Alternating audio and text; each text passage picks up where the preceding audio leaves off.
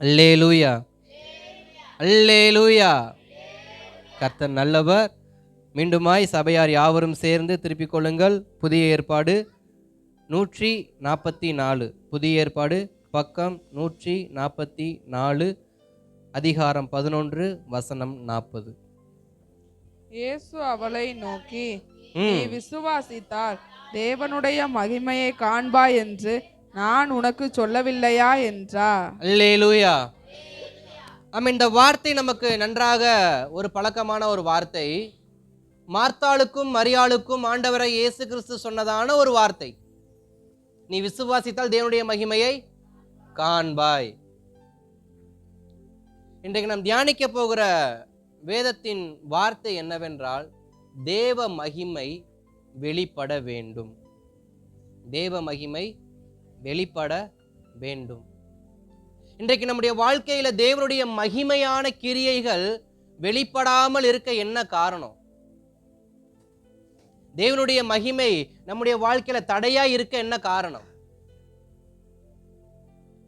நான் எவ்வளவோ ஜெபிக்கிறேன், எவ்வளவோ உபவாசிக்கிறேன், ஆனாலும் மகிமை வெளிப்படாம இருக்க என்ன காரணம்? நான் ஒப்பு கொடுக்கிறேன், பொருத்தனை பண்றேன், மகிமை வெளிப்படாம இருக்க என்ன காரணம்? நான் ஞானஸ்நானம் எடுத்திருக்கிறேன், அபிஷேகம் பெற்றிருக்கிறேன், மாதந்தோறும் திருவிருந்துல பங்கு பெறுகிறேன், ஆனாலும் மகிமை வெளிப்படாம இருக்க என்ன காரணம்? நான் தேவனுக்கு முன்பாக நல்ல ஒரு பரிசுத்தமான வாழ்க்கையா வரேன், சாட்சியுள்ள வாழ்க்கையா வரேன், ஆனாலும் எனக்கு மகிமை வெளிப்படாம இருக்க என்ன காரணம்? இப்படி பலருக்கும் பலவிதமான கேள்விகள் நம்முடைய இருதயத்தில் என்ன பண்ணிட்டு இருக்கு? தேவ சமுதிரம் ஓடிக்கிட்டு இருக்கு. என்ன, எனக்கு ஏன் மகிமை வெளிப்படல?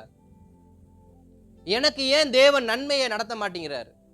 எனக்கு ஏன் தேவனுடைய பிரசனத்தை உணர முடிய மாட்டேங்குது? எல்லோரும் சொல்றாங்க, கண்களை மூடுங்க, பிரசனத்தை அனுபவிங்கன்றாங்க. என்னால ஏன் பிரசனத்தை அனுபவிக்க முடிய மாட்டேங்குது? ஜெபத்துல பிரசனத்தை ஏன் உணர முடியல? என்னுடைய உபவாசத்துல ஏன் ஜெபத்தை பிரசனத்தை உணர முடியல? நான் ஆராதிக்கும் போது ஏன் பெயருக்கு வாயை திறந்து பப்பான்னு பாடிட்டு ஏன் நிக்கிறேன்? ஏன் என்னால ஃபீல் பண்ண முடியல? இப்படி பல நினைவுகள் நம்முடைய இருதயத்துல ஓடும். எனக்கு ஒரு காலத்துல ஓடினதுதான் இன்னைக்கு நான் பிரசங்கமா பண்ணிட்டு இருக்கிறேன். அல்லேலூயா. ஏன்னா யாருடைய இருதயம் பாதிக்கப்படுதோ, அதாவது தேவ காரியத்துல எவன் இருதயம் பாதிக்கப்படுதோ, நிச்சயமா அவனுக்கான காரியத்தை கர்த்தர் என்ன பண்ணுவாரு? ஒரு நாள் நிச்சயமா செய்வார். நான் ஒரு நாள் பாதிக்கப்பட்டது உண்மை. தேவ சமயம் எனக்கு அந்நிய பாஷை பேச தெரியாது, எனக்கு வேத வசனம் தெரியாது.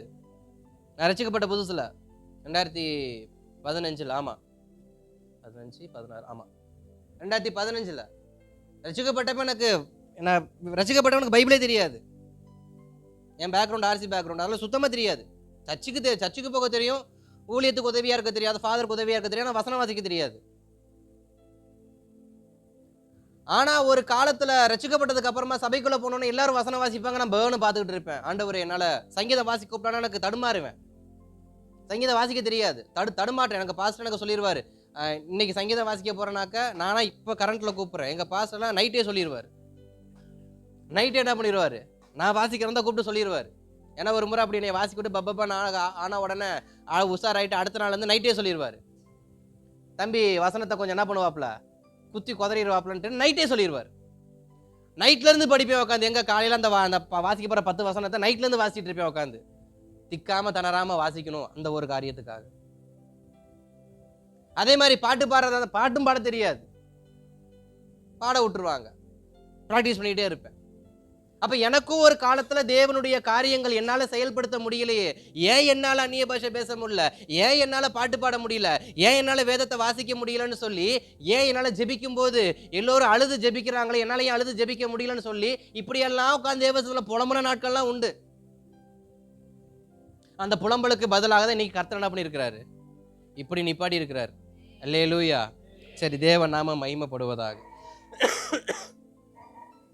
அப்ப யாருடைய இருதயம் அதை வாஞ்சிக்குதோ, ஆண்டவரே நான் வேதத்தை வாசிக்கணுமேனு ஒரு இருதயம் வாஞ்சிக்கணும், நான் பாடணுமேனு இருதயம் வாஞ்சிக்கணும், நான் அபிஷேகத்தை உணரணுமேனு இது இருதயம் வாஞ்சிக்கணும், நானும் என் நாவுல இருந்து அந்நிய பாஷைகள் பிறக்கணுமேனு வாஞ்சிக்கணும். அப்படி ஒரு வாஞ்சை இருந்தால் மட்டும்தான் மகிமையானது வெளிப்பட ஆரம்பிக்கும். விருப்பம் வேறு, வாஞ்சை வேறு. ஆசைப்படுறது வேற, அதை பெற்றுக்கொள்வதுங்கிறது வேற. பெற்றுக்கொள்வதற்கு பிரயாசப்படணும். ஆசைப்படுறதுக்கு பிரயாசப்பட தேவையில்லை, மல்லாக்கப்படுறதுக்கு கண்ணை முன்னா போதும். ஆனா பெற்றுக்கொள்ளணும்னா அதற்காக பிரயாசப்படணும். அப்ப தேவ சமூகத்துல விருப்பத்தோடு இருப்பதுக்கு பேர் அல்ல, வாஞ்சையோடு இருக்கணும். என்ன வாஞ்ச? ஆண்டவர் ஏதாவது நான் செய்யணுமே, எதையாவது நான் பண்ணணுமே. அப்படிப்பட்ட இருதயம் உள்ளவங்களுக்கு இந்த பிரசங்கம் உதவும். அல்லேலூயா. சும்மா டம்மியா வந்துட்டு போறவங்களுக்கு இந்த பிரசங்கம் இன்னைக்கு என்ன பண்ணாது? நிச்சயமா வேலை செய்யாது. யார் இருதயம் தேவ மகிமையை வாஞ்சிக்குது அவங்களுக்கு இந்த பிரசங்கம் என்ன ஆகும்? நிச்சயமா பிரயோஜனப்படும். கர்த்தருக்குள்ள அதிகமா விசுவாசிக்கிறது. அல்லேலூயா. அப்ப ஸ்தோத்திரம். மார்த்தாளையும் மரியாளையும் பார்த்து இயேசு கிறிஸ்து சொல்ற வார்த்தை, நீ விசுவாசித்தால் தேவ மகிமையை காண்பாய். இப்ப இன்றைக்கு என் வாழ்க்கையில், வருகிற நாட்களில் என் வாழ்க்கையில் நான் தேவ மகிமையை உணர வேண்டும் என்றால் நான் என்ன செய்ய வேண்டும்? நான் எப்படிப்பட்ட வாழ்க்கையை நான் வாழ வேண்டும்? இல்லை எப்படிப்பட்ட வாழ்க்கைக்கு நேராக நான் சீர்படுத்தி கொள்ள வேண்டும்? அப்படிங்கிறதான ஒரு சில காரியங்களை நம்ம சுருக்கமா வேகமா தியானிக்க கர்த்தர் நமக்கு உதவி செய்வாராக. அல்லேலூயா. முதலாவது, தேவன் மனிதனை படைக்கும் பொழுது எப்படிப்பட்டவனாக படைத்தார்? தேவன் மனிதனை படைக்கும் பொழுது எப்படிப்பட்டவனாய் படைத்தார்? என்னென்ன காரியங்களை அவனுக்கு கொடுத்தார் அப்படின்னு பார்த்தா, அவனுக்கு மகிமையை கொடுத்தார். மனிதனுக்கு என்ன எதை கொடுத்தார்? மகிமையை கொடுத்தார். வாசிக்கலாம். எப்படி உருவாக்கினாராம்? உபாகமத்தின் புஸ்தகம் 26ஆம் அதிகாரம் 19வது வசனத்தை வாசிக்கும் பொழுது, அந்த வசனத்தை வாசிங்க. உபாகமம் 26ஆம் அதிகாரம் 19வது வசனம்.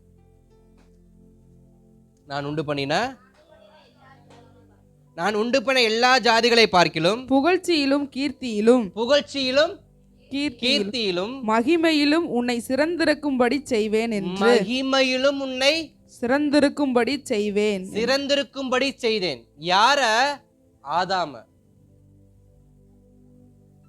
நோவாவின் சந்ததியர, ஆபிரகாமின் சந்ததியர, ஈசாக்கு, யாக்கோபு, தாவீது, கர்த்தரால் தெரிந்து கொள்ளப்பட்ட தேவ சந்ததியர்களை கர்த்தர் எப்படிப்பட்ட ஒரு சாயலாக வைத்திருக்கிறார்னு பார்த்தா, அவரால் உண்டாக்கப்பட்ட சகல மனிதனை பார்க்கிறோம்.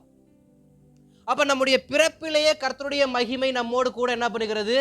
இருக்கிறது. என்றால் தாயின் கர்ப்பத்திலே கர்த்தர் நம்மை தெரிந்து கொண்டிருக்கிறார் என்றால் என்னை அவர் எப்படி பார்க்கிறாரு? ஒரு மகிமை உள்ள மகனாக பார்க்கிறார், ஒரு மகிமை உள்ள மகளாக பார்க்கிறார். என் தாயின் கர்ப்பத்தில் இருக்கும் பொழுதே என்னை பெயர் சொல்லி அழைத்த தேவன் அவர் தான். என் தாயின் கர்ப்பத்தில் நான் இருக்கும் பொழுது நான் ஒரு சேதமும் அடையாதபடிக்கு இந்த உலகத்துல முழு மனிதனாய் வர வேண்டும் என்று என்னை பாதுகாத்த எபினேசர் அவர் தான். அது மாத்திரமல்ல, எனக்கு வேண்டிய சகல நன்மைகளை கொடுத்து இந்த உலகத்துல எனக்கு பாதுகாப்பை கொடுத்து என்னை நடத்தினது அவர் தான். இப்படி இந்த உலகத்துல நான் கால் பதிப்பதற்கு முன்பாகவே எனக்கான எல்லாவற்றையும் செய்தவர் யார்? என் தேவன். அது மாத்திரமல்ல, அவர் நம்மை தாயின் கர்ப்பத்திலே பரிசுத்தமும் படுத்தியிருக்கிறார், அபிஷேகமும் பண்ணியிருக்கிறார். அப்ப எப்படி ஒரு மனிதனை கர்த்தர் பூமிக்குள் வரும் பொழுது கொண்டு வரார்னா, மகிமை உள்ள பிள்ளையாதான் என்ன பண்றாரு? கொண்டு வராரு. இந்த உலகத்தில் தேவ சாயலால் படைக்கப்பட்ட அத்தனை பேருமே தேவ மகிமையால தான் பிறக்கப்பட்டிருக்கிறாங்க. ஏன்னா ஒவ்வொரு ஸ்திரீனுடைய கர்ப்பமும் அது கர்த்தரால் வரக்கூடியதான சுதந்திரம். அது ரட்சிக்கப்பட்ட கிறிஸ்தவர்களா இருக்கட்டும், இஸ்லாமியர்களா இருக்கட்டும், இந்துக்களா இருக்கட்டும், இல்லை இயேசுவே இல்லைன்னு சொல்றாங்களா இருக்கட்டும், இல்லை கடவுளை யாரா இருந்தாலும் சரி, ஒரு ஸ்திரீயானவள் கர்ப்பம் தரிக்கிறான்னா அந்த கர்ப்பம் கர்த்தரால் வரக்கூடிய சுதந்திரம். அது தேவனுடைய ஈவு. அது எப்படிப்பட்டதா வெளிப்படுது அப்படின்னா, அது ஸ்தோத்திரம் மகிமை உள்ளதாக கர்த்தர் என்ன பண்றாரு? வெளியே கொண்டு வராரு. மகிமை உள்ளதா வெளியே கொண்டு வந்து அந்த மகிமையை வெளியரங்கமாக்கும்படி கர்த்தர் பிரயாசப்பட்டதை யார கொண்டு வந்து வச்சாரு? ஏதேன் தோட்டத்துல ஆதாம வந்து வச்சாரு. ஆதாமை வைத்து அநேக ஒரு மகிமை உள்ள ஒரு பரிசுத்தமான சந்ததிய உருவாக்கிப்படலான்னு நினைக்கும் பொழுதுதான் இவர் தோட்டத்தை விட்டு என்ன பண்ணிட்டாரு? வெளியில போறதுக்கான பாதைய செய்ய ஆரம்பிச்சிட்டார். அப்ப தேவன் மனிதனை படைக்கும் பொழுதே மகிமையாதான் படைக்கிறாரு. வாழ்க்கை வாழக்கூடிய நாம அதை இழக்கிறவர்களா என்ன பண்ணிடுறோம்? மாறிடுறோம். 1 சாமுவேல் 2ஆம் அதிகாரம் 8வது வசனத்துல பாக்குறப்ப, அவர் சிறியவனையும் எளியவனையும் குப்பையிலிருந்தும் புழுதியிலிருந்து என்ன பண்றாராம்? உயர்த்தி மகிமையுள்ள சிங்காசனத்துல அமர வைக்கிறாராம். எளியவனையும் சிறியவனையும் குப்பையிலிருந்தும் புழுதியிலிருந்தும் உயர்த்தி மகிமையுள்ள சிங்காசனத்துல அவர் அமர வைக்கிறாராம். எதற்காக? மகிமை வெளிப்படும்படியாக. யாருடைய மகிமை? தேவனுடைய மகிமை. தேவனுடைய மகிமை வெளிப்படும்படியாக, தேவனுடைய பிரசன்னம் வெளிப்படும்படியாக, தேவனுடைய கிருபை வெளிப்படும்படியாக, தேவ தயவு வெளிப்படும்படியாக சிறியவனையும் எளியவனையும் குப்பையிலிருந்தும் புழுதியிலிருந்தும் எடுத்து அவர் மகிமை உள்ள சிங்காசனத்தை என்ன பண்றாரு? உட்கார வைக்கிறார். அவருடைய பிரயாசம் எப்படிப்பட்டதா இருக்கு? மனிதனை நோக்கி அவனை சிங்காசனத்துல என்ன பண்ணணும்? சேருக்கும் சிங்காசனத்துக்கும், நாற்காலிக்கும் சிங்காசனத்துக்கும் வித்தியாசம் இருக்கு. நம்மளுடையதான சட்டசபையில பாத்தீங்கன்னா எல்லாமே சேர் தான், எல்லாமே சேர் தான், எல்லாமே டேபிள் தான். ஆனா அதுல ஒரு ஸ்பெஷல் இருக்கு. என்னன்னாக்க, அங்க சுற்றி இருக்கிறவர்களுக்கு முன்பாக ஒரு போடப்பட்டிருக்கு. யாருக்கு? சபாநாயகருக்கு. சபாநாயகருக்கு ஒரு டேபிள் போட்டு அங்க ஒரு சேர் போட்டு வச்சிருப்பாங்க. அது யார் தான் உட்காரணும்? சபாநாயகர் மட்டும்தான் உட்கார, வேற எவனும் உட்காரக்கூடாது. ஆப்போனன்ட்ல இந்த பக்கம் பாத்தீங்கன்னாக்க ரெண்டு பக்கமும் ஒரே மாதிரி சேர் போட்டிருக்கும். ஆனா ஒரு சேர் இருக்கிற டேபிள்ல ஒரு பேர் இருக்கும், சீஃப் மினிஸ்டர் அப்படின்னு. அங்க அவரை தவிர யாரும் உட்காரக்கூடாது. ஆப்போசிட்ல ஒன்று போடப்பட்டிருக்கும், அதுல பேர் இருக்காது, ஒன்றும் இருக்காது, அதுல எவன் வேணா உட்காந்துக்கலாம். முன்னணையில ஒரு சேர்னாக்க பின்னணையில ஒரு சேர். அப்ப நாற்காலிக்கும் சிங்காசனத்துக்கும் நிறைய வித்தியாசம் இருக்கு. நாற்காலியில அமர வைக்கிறது வேற, தம் ஜனத்தை சிங்காசனத்தில் அமர வைக்கிறது வேற. அப்ப தேவன் மனிதனை எப்படிப்பட்ட ஒரு மனப்பக்குவத்தோடு இந்த உலகத்துல வாழ வைக்கிறாருன்னா, அவன் சிங்காசனத்தில் அமர வேண்டும். அவன் சிறியவனா இருந்தாலும், அவன் எளியவனா இருந்தாலும், அவன் குப்பையில் புரண்டு கிடந்தாலும், அவன் புழுதியில் புரண்டு கிடந்தாலும், அவனை தூக்கி எங்க உட்கார வைக்கணும்? மகிமையுள்ள சிங்காசனத்தில். அப்படி மகிமையுள்ள சிங்காசனத்துல உட்கார வைக்கணும்னே கர்த்தருடைய பார்வை மனுஷன் மேல என்ன பண்ணுது? இருக்கு. என் மேலையும் நம் எல்லோர் மேலையும் கர்த்தருடைய பார்வை எப்படி இருக்குன்னா, நான் ஒரு நாற்காலியில உட்காரும்படியாக அல்ல, நான் ஒரு சிங்காசனத்தில் உட்காரும்படியாக. அல்லேலூயா, அல்லேலூயா. அப்ப தேவன் நம்மளை எப்படிப்பட்டவராக நடத்த நினைக்கிறார்னா, சிங்காசனத்துக்கு நேரா போகணும்.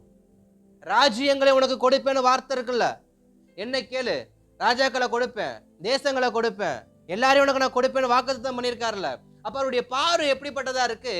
தேவ ஜனங்கள் மகிமையுள்ள சிங்காசனத்தில் அமர வேண்டும். ஆனா நான் எந்த இடத்துல உட்கார்ந்துருக்கேங்கிறத கொஞ்சம் நம்ம என்ன பண்ணணும்? யோசிக்கணும். ஏன்னா எதுக்கு நேரா கர்த்தர் நடத்துறாரு, பட் நான் எதுக்கு நேரா போய் நடந்து உட்கார்ந்துருக்கேன்? இளையகுமாரன தகப்பன் அந்த வீட்டில் இருக்கக்கூடியதான ஒரு முன்னணியில உட்கார வைக்க நினைச்சாரு. ஆனா அவன் பன்னியோட போய் உட்காரதான் என்ன பண்ணான்? ஆசைப்பட்டான். அப்ப தகப்பன் நினைக்கிறது மகனுக்கு சிறந்ததை கொடுக்க வேண்டும் என்று. ஆனா மகன் நினைக்கிறது உலகத்திலே தரைகுறைவான ஒரு இடத்துல போய் என்ன பண்ணணும்? உட்காரணும் என்பதை. ஆனா மனிதனை தேவன் எப்படி பார்க்கிறாரு? மகிமை உள்ள இடத்திலேயே வைத்து பார்க்கிறார். ஒரு பார்வை எப்படிதான் இருக்கு? கரவலாட்டுக்கு பின்பாக தாவீது ஓடினாலும் அவர் பார்வை அவன் சிங்காசனத்துல என்ன பண்ணணும்? உட்காரணும். அவன் சாதாரண நாட்கள் என்ன பண்ணக்கூடாது? உட்காரக்கூடாது. அவன் ஸ்தோத்திரம் கோலியாத்தை கொன்னதுனால, மீகால திருமணம் பண்ணதுனால, சவுலுக்கு மருமகன் ஆனதுனால, ஒரு ராஜசபையில ஒரு மந்திரி சேர்ல உட்கார்றது கர்த்தருக்கு மந்திரியுடையதான நாற்காலியில போய் தாவீது உட்கார்ந்து ஸ்தோத்திரம் ஒரு பெரிய ராஜ ஆலோசகராகவோ இல்ல ஸ்தோத்திரம் நிதி அமைச்சராகவோ இருப்பது கர்த்தருக்கு பிரியம் இல்ல. கர்த்தருடைய பிரியம் அவனுக்கு கீழே தான் அத்தனை சிங்காசனம் என்ன பண்ணணும்? இருக்கணும் என்பது கர்த்தருடைய திட்டம். அப்ப மனிதனை கர்த்தர் எப்படி பார்க்கிறாரு? அவன் ஒரு சிங்காசனத்தில், அவனுக்கு கீழே அனைத்து சிங்காசனங்களும் இருக்கும்படியாக கர்த்தர் என்ன பண்ண மனுஷனா வைத்திருக்கிறார். மகிமையாதான் வைத்தார். அடுத்து வாசிங்களேன், 1 ராஜாக்கள் புஸ்தகம் 3ஆம் அதிகாரம் 13வது வசனத்துல, நீ கேளாத ஐஸ்வர்யத்தையும் மகிமையையும் கனத்தையும் உனக்கு நான் கொடுத்தேன். யாருக்கு கொடுத்தாரு? சாமுவேல் ராஜாவுக்கு, சாலமோன் ராஜாவுக்கு. சாலமோன் ராஜாவுக்கு கர்த்தர் எதை கொடுத்தாரு? அவன் கேட்காத ஐஸ்வர்யத்தையும் கனத்தையும் மகிமையும் கொடுத்தாரு. சாலமனை கனப்படுத்தணும்னு கர்த்தருக்கு அவசியமா? சாலமனுடையதான தாய் யாரு? பச்சேபால். பச்சேபால் யாரு? இன்னொருடையதான மனைவி, அப்புறம் தாவீதின் மனைவியாகி அப்புறம் ஒரு பிள்ளை பிறந்து செத்து போய் அப்புறமா பிறந்தவர் தான் யாரு? இந்த சாலமோன்.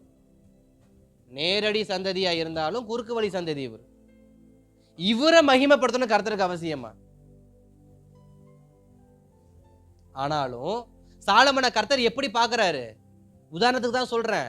சாலமன் ஏன்னா தேவ சந்ததியிலிருந்து பிறந்தவங்கள தான் கர்த்தர் மகிமைப்படுத்துவார்னு இல்லை. மரியாளுக்கும் எலிசபெத்துக்கும் சகரியாவுடைய வயிற்றுல இருந்து பிறந்த குழந்தைய மட்டும்தான் கர்த்தர் தாயின் கர்ப்பத்திலேயே அபிஷேகம் பண்ணுவார்னு இல்லை. அவர் எல்லா குழந்தையும் அபிஷேகத்தோட மகிமையோட கனத்தோட தான் பிறப்பிக்க பண்ணுகிறார். சாலமனை பார்க்கும் பொழுது சாலமனுடைய பிறப்பு உங்களுக்கு தெரியும். ஆனா அவனை பார்த்து கர்த்தர் சொல்ற வார்த்தை, நீ கேளாதன்னு அவனுக்கு என்ன பண்றேன்? கொடுத்துருக்கிறேன். நீ கேளாத கனம், நீ கேளாத ஐஸ்வர்யம், நீ கேளாத மகிமைய நான் உனக்கு கொடுத்துருக்கிறேன். நீ ஒழுங்கான வாழ்க்கை என்ன பண்ணு, வாழு. சாலமன் சம்பாதித்தாரா? சாலமன் பிரயாசப்பட்டாரா? சாலமன் வேர்வை சிந்தினாரா? சாலமன் யுத்தம் பண்ணாரா? சாலமன் கண் முழிச்சாரா? சாலமன் என்ன பண்ணாரு? ஒன்றும் பண்ண கிடையாது. அவர் பண்ண ஒரே ஒரு உருப்படியான வேலை என்ன தெரியுமா? தாவீதுக்கும் பச்சை பாலுக்கும் பிறந்தது மட்டும்தான். மற்றபடி அவர் ஒண்ணுமே என்ன பண்ணல. ஆனா அவரை பார்த்து கர்த்தர் சொல்ற வார்த்தை, நீ கேளாததை அவனுக்கு என்ன பண்ற? தரேன். அவர் வெளியரங்கமா எதுவும் பண்ணல கர்த்தருக்காக. ஆனா இருதயத்துல ஒண்ணு செஞ்ச என்ன தெரியுமா? தாவீது, அதாவது தன் தகப்பனுடைய போதகத்தை தள்ளாமல் தாவீது தன் மகனாகிய சாலமனுக்கு எப்படிப்பட்ட போதனைகளை கொடுத்தாரோ அந்த போதனைகளை, தகப்பனுடைய போதகத்தை தள்ளாத ஒரு நல்ல மகனாக சாலமன் வளர்ந்தபடியினால் அவன் கர்த்தருக்காக எதுவும் செய்யலனாலும் அவனுக்காக கர்த்தர் அநேக காரியத்தை என்ன பண்ணாரு? செய்தார். ஏன் தெரியுமா? அவனுக்கு போதித்த தகப்பன் யாரு? தாவீது. அந்த தாவீது யாரு? கர்த்தருடைய இருதயத்துக்கு. அப்ப ஒரு தகப்பன் கர்த்தருடைய இருதயத்துக்கு ஏற்றவனா இருந்தா அவன் பிள்ளைக்கு கர்த்தர் கேளாத ஐஸ்வர்யத்தை என்ன பண்றாரு? கொடுக்கிறாரா? அப்ப தகப்பன்மாரும் தாய்மாரும் எப்படிப்பட்டவங்களா இருக்கணும்? கர்த்தருடைய இருதயத்துக்கு ஏற்றவங்களா இருந்தா உங்க பிள்ளைக்கு கேளாத ஐஸ்வர்யத்தை கர்த்தர் என்ன பண்ணுவாரு? ஞானத்தை கொடுப்பாரு, அறிவை கொடுப்பாரு, சுகத்தை கொடுப்பாரு. அவனை விட உலகத்துல எவனுமே டாப்பா இருக்காதபடிக்கு ஆசீர்வாதத்தை என்ன பண்ணுவாரு? கொடுப்பாரு. காரணம் என்ன? அவன் தகப்பனால் போதிக்கப்பட்டிருக்கனா இருக்கணும். அந்த தகப்பன் கர்த்தருடைய இருதயத்துக்கு ஏற்றவனா இருக்கணும். பிள்ளைகளுக்கு ஒரு நல்ல வார்த்தையை சொல்றேன், பிள்ளைகளை கவனிங்க. உங்க அப்பா அம்மா பேச்ச என்ன பண்ணணும்? கேட்கணும். அதுக்கு உங்க அப்பா அம்மா யார் பேச்சை கேட்கணும்? கர்த்தருடைய வார்த்தையை கேட்கணும். அல்லேலூயா, அல்லேலூயா. அப்ப சாலமன் வெளியரங்கமா எதுவும் செய்யல. அவர் இருதயம் யாருக்குள்ள இருந்துச்சு? கர்த்தரோடு இருந்துச்சு. கேளாதத கர்த்தர் என்ன பண்ணாரு? கொடுத்தார். அவன் பிறப்பை குறிச்சு ஊரு கேவலமா பேசுச்சு. என்னதான் இருந்தாலும் உங்க அம்மா யாருடைய கொண்டாடிதான்? உரியாவுடைய மனைவி தான். நீ தாவீதுக்கு எத்தனாம் தாரம்? 2ஆம் தாரம் தான். 2ஆம் தாரத்துக்கு பிறந்த உனக்கு சிங்காசனமானு கேட்டவன் 1 ராஜாக்கள் 1 அதிகாரத்துல உட்கார்ந்து இருக்கிறான். ஆனா அவனுக்கு முன்னாடியே கர்த்தர் யாரை பிரசித்தப்படுத்துறார், யாரை மகிமைப்படுத்துறாருன்னா, தன் தகப்பன் போதகத்தை கேட்டு தன் தகப்பனுடைய தேவனாகிய கர்த்தருக்கு தன்னை ஒப்பு கொடுத்து விதண்டாவாதமான வாழ்க்கையை வாழாம கீழ்ப்படிதலுள்ள வாழ்க்கையை வாழ்ந்த அந்த பிள்ளைக்கு தான் கேளாததை கர்த்தர் என்ன பண்ணாரு? கொடுத்தார். ஒவ்வொரு பிள்ளைகளையும் கர்த்தர் எப்படிதான் நடத்துறாரு? கேளாத ஐஸ்வர்யத்தையும் மகிமையையும் கனத்தையும் கொடுத்துதான் என்ன பண்றாரு? நடத்துறாரு. ஆனா அதை பயன்படுத்துறதுல தான் இருக்கு. அதை பயன்படுத்துறதுல தான் இருக்கு. அடுத்து வேகமா போவோம். சங்கீதங்களின் புஸ்தகம் 8ஆம் அதிகாரம் 5வது வசனத்தை பார்க்க வாசிக்கலாம் ஒருவர். சங்கீதங்களின் புஸ்தகம் 8:5. மனுஷனை மகிமையாய் உண்டாக்கினாரா? வாசிங்க. நீர் அவனை தேவ தூதரிலும் சற்று சிறியவனாக்கினீர். யாரை பார்க்கிலும்? தேவ தூதரிலும் சற்று சிறியவனாக்கி, தேவ தூதரிலும் சற்று சிறியவனாக்கி, மகிமையினாலும் கனத்தினாலும், எதனாலும்? கனத்தினாலும் அவனை முடிசூட்டினீர். ஒரு மனுஷனை கர்த்தர் எப்படி உருவாக்குனார்னு தூதனுடைய சாட்சி வருது பாருங்க. என்னையை விட யாரை சற்று சிறியவனாக்குனீங்க? இந்த மனுஷனை. ஆனா என்னையை விட கனத்துல அவனை என்ன பண்ணீங்க? அதிகமாக்குனீங்க. என்னுடைய ஸ்தோத்திரம் பிரஸ்தாபத்தை பார்க்கல, அவனுடைய பிரஸ்தாபம் கொஞ்சம் கம்மி தான். என்னுடைய ஒளியின் வெளிச்சத்தை விட அவனுடைய ஒளியின் வெளிச்சம் கம்மி தான். என் ஆயுளின் வெளிச்சத்தை விட அவனுடைய ஆயுளின் வெளிச்சம் கம்மி தான். நான் தேவனோடு சஞ்சரிக்கிறதை விட அவன் தேவனோடு சஞ்சரிக்கிறது கம்மி தான். நான் தேவனை முகமுகமாய் பார்த்து அந்த சிங்காசனத்தை பார்த்து சேனைகளின் கர்த்தர் பரிசுத்தர் பரிசுத்தர் சொல்றதை விட இந்த மனுஷன் சொல்றது கம்மி தான். ஆனாலும் அவனை எப்படி நீங்க அலங்கரிக்கிறீங்க? மகிமையாலும் கனத்தினாலும்.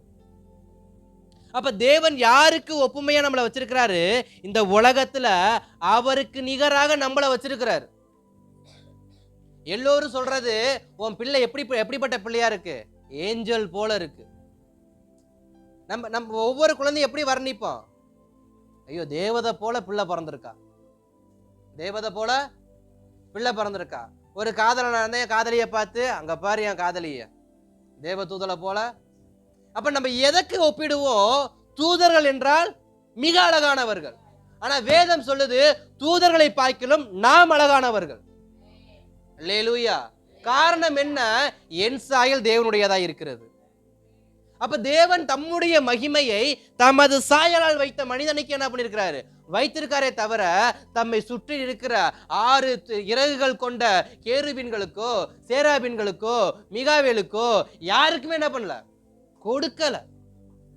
அந்த வைத்தறிச்சல்ல தான் லூசிஃபர் என்ன பண்ணா? நம்மள டார்கெட் பண்ணா. அல்லேலூயா. அப்ப ஸ்தோத்திரம். நம்மை எப்படிப்பட்ட மகிமைக்கு ஒப்பிட்டு கர்த்தர் வைத்திருக்கிறார்? தூதரின் மகிமைக்கு ஒப்பிட்டு இல்ல, தேவ மகிமைக்கு ஒப்பிட்டு. என்னிடத்தில் யாருடைய மகிமை வெளிப்படும்படி கர்த்தரனை படைத்தாரா? தேவ மகிமை வெளிப்படும்படியாக, தேவ மகிமை வெளிப்படும்படியாக. அப்ப எனக்குள் யாருடைய சாயல் இருக்கு? தேவ சாயல் இருக்கு. கடைசியாக இந்த குறிப்பை நான் முடிக்கிறேன். ஏசாயா 60ஆம் அதிகாரம் அதன் 2வது வசனத்தை வாசிக்கலாமா? இருளும் காரிருளும் உலகத்தை மூடினாலும் உன் ஜனத்தை மூடினாலும் கர்த்தருடைய மகிமை என்ன பண்ணும்? ஆனாலும் உன்மேல் கர்த்தர் உதிப்பார், அவருடைய மகிமை உன்மேல் காணப்படும். இந்த உலகம் எப்படிப்பட்டதா இருக்கணும்? அந்த வேதம் வசனத்தை முதல்ல இருந்து வாசிங்க. இதோ இருள் பூமியையும் காரிருள் ஜனங்களையும் மூடும். ஆனாலும் போதும், பூமியும் ஜனங்களும் இருளால் மூடப்பட்டு இருப்பார்கள். பூமியும் ஜனங்களும் இருளால் மூடப்பட்டு இருப்பார்கள். ஆனால் உன்மேல் கர்த்தருடைய மகிமை வெளிப்படும். அப்படின்னா அப்ப நான் யாரு?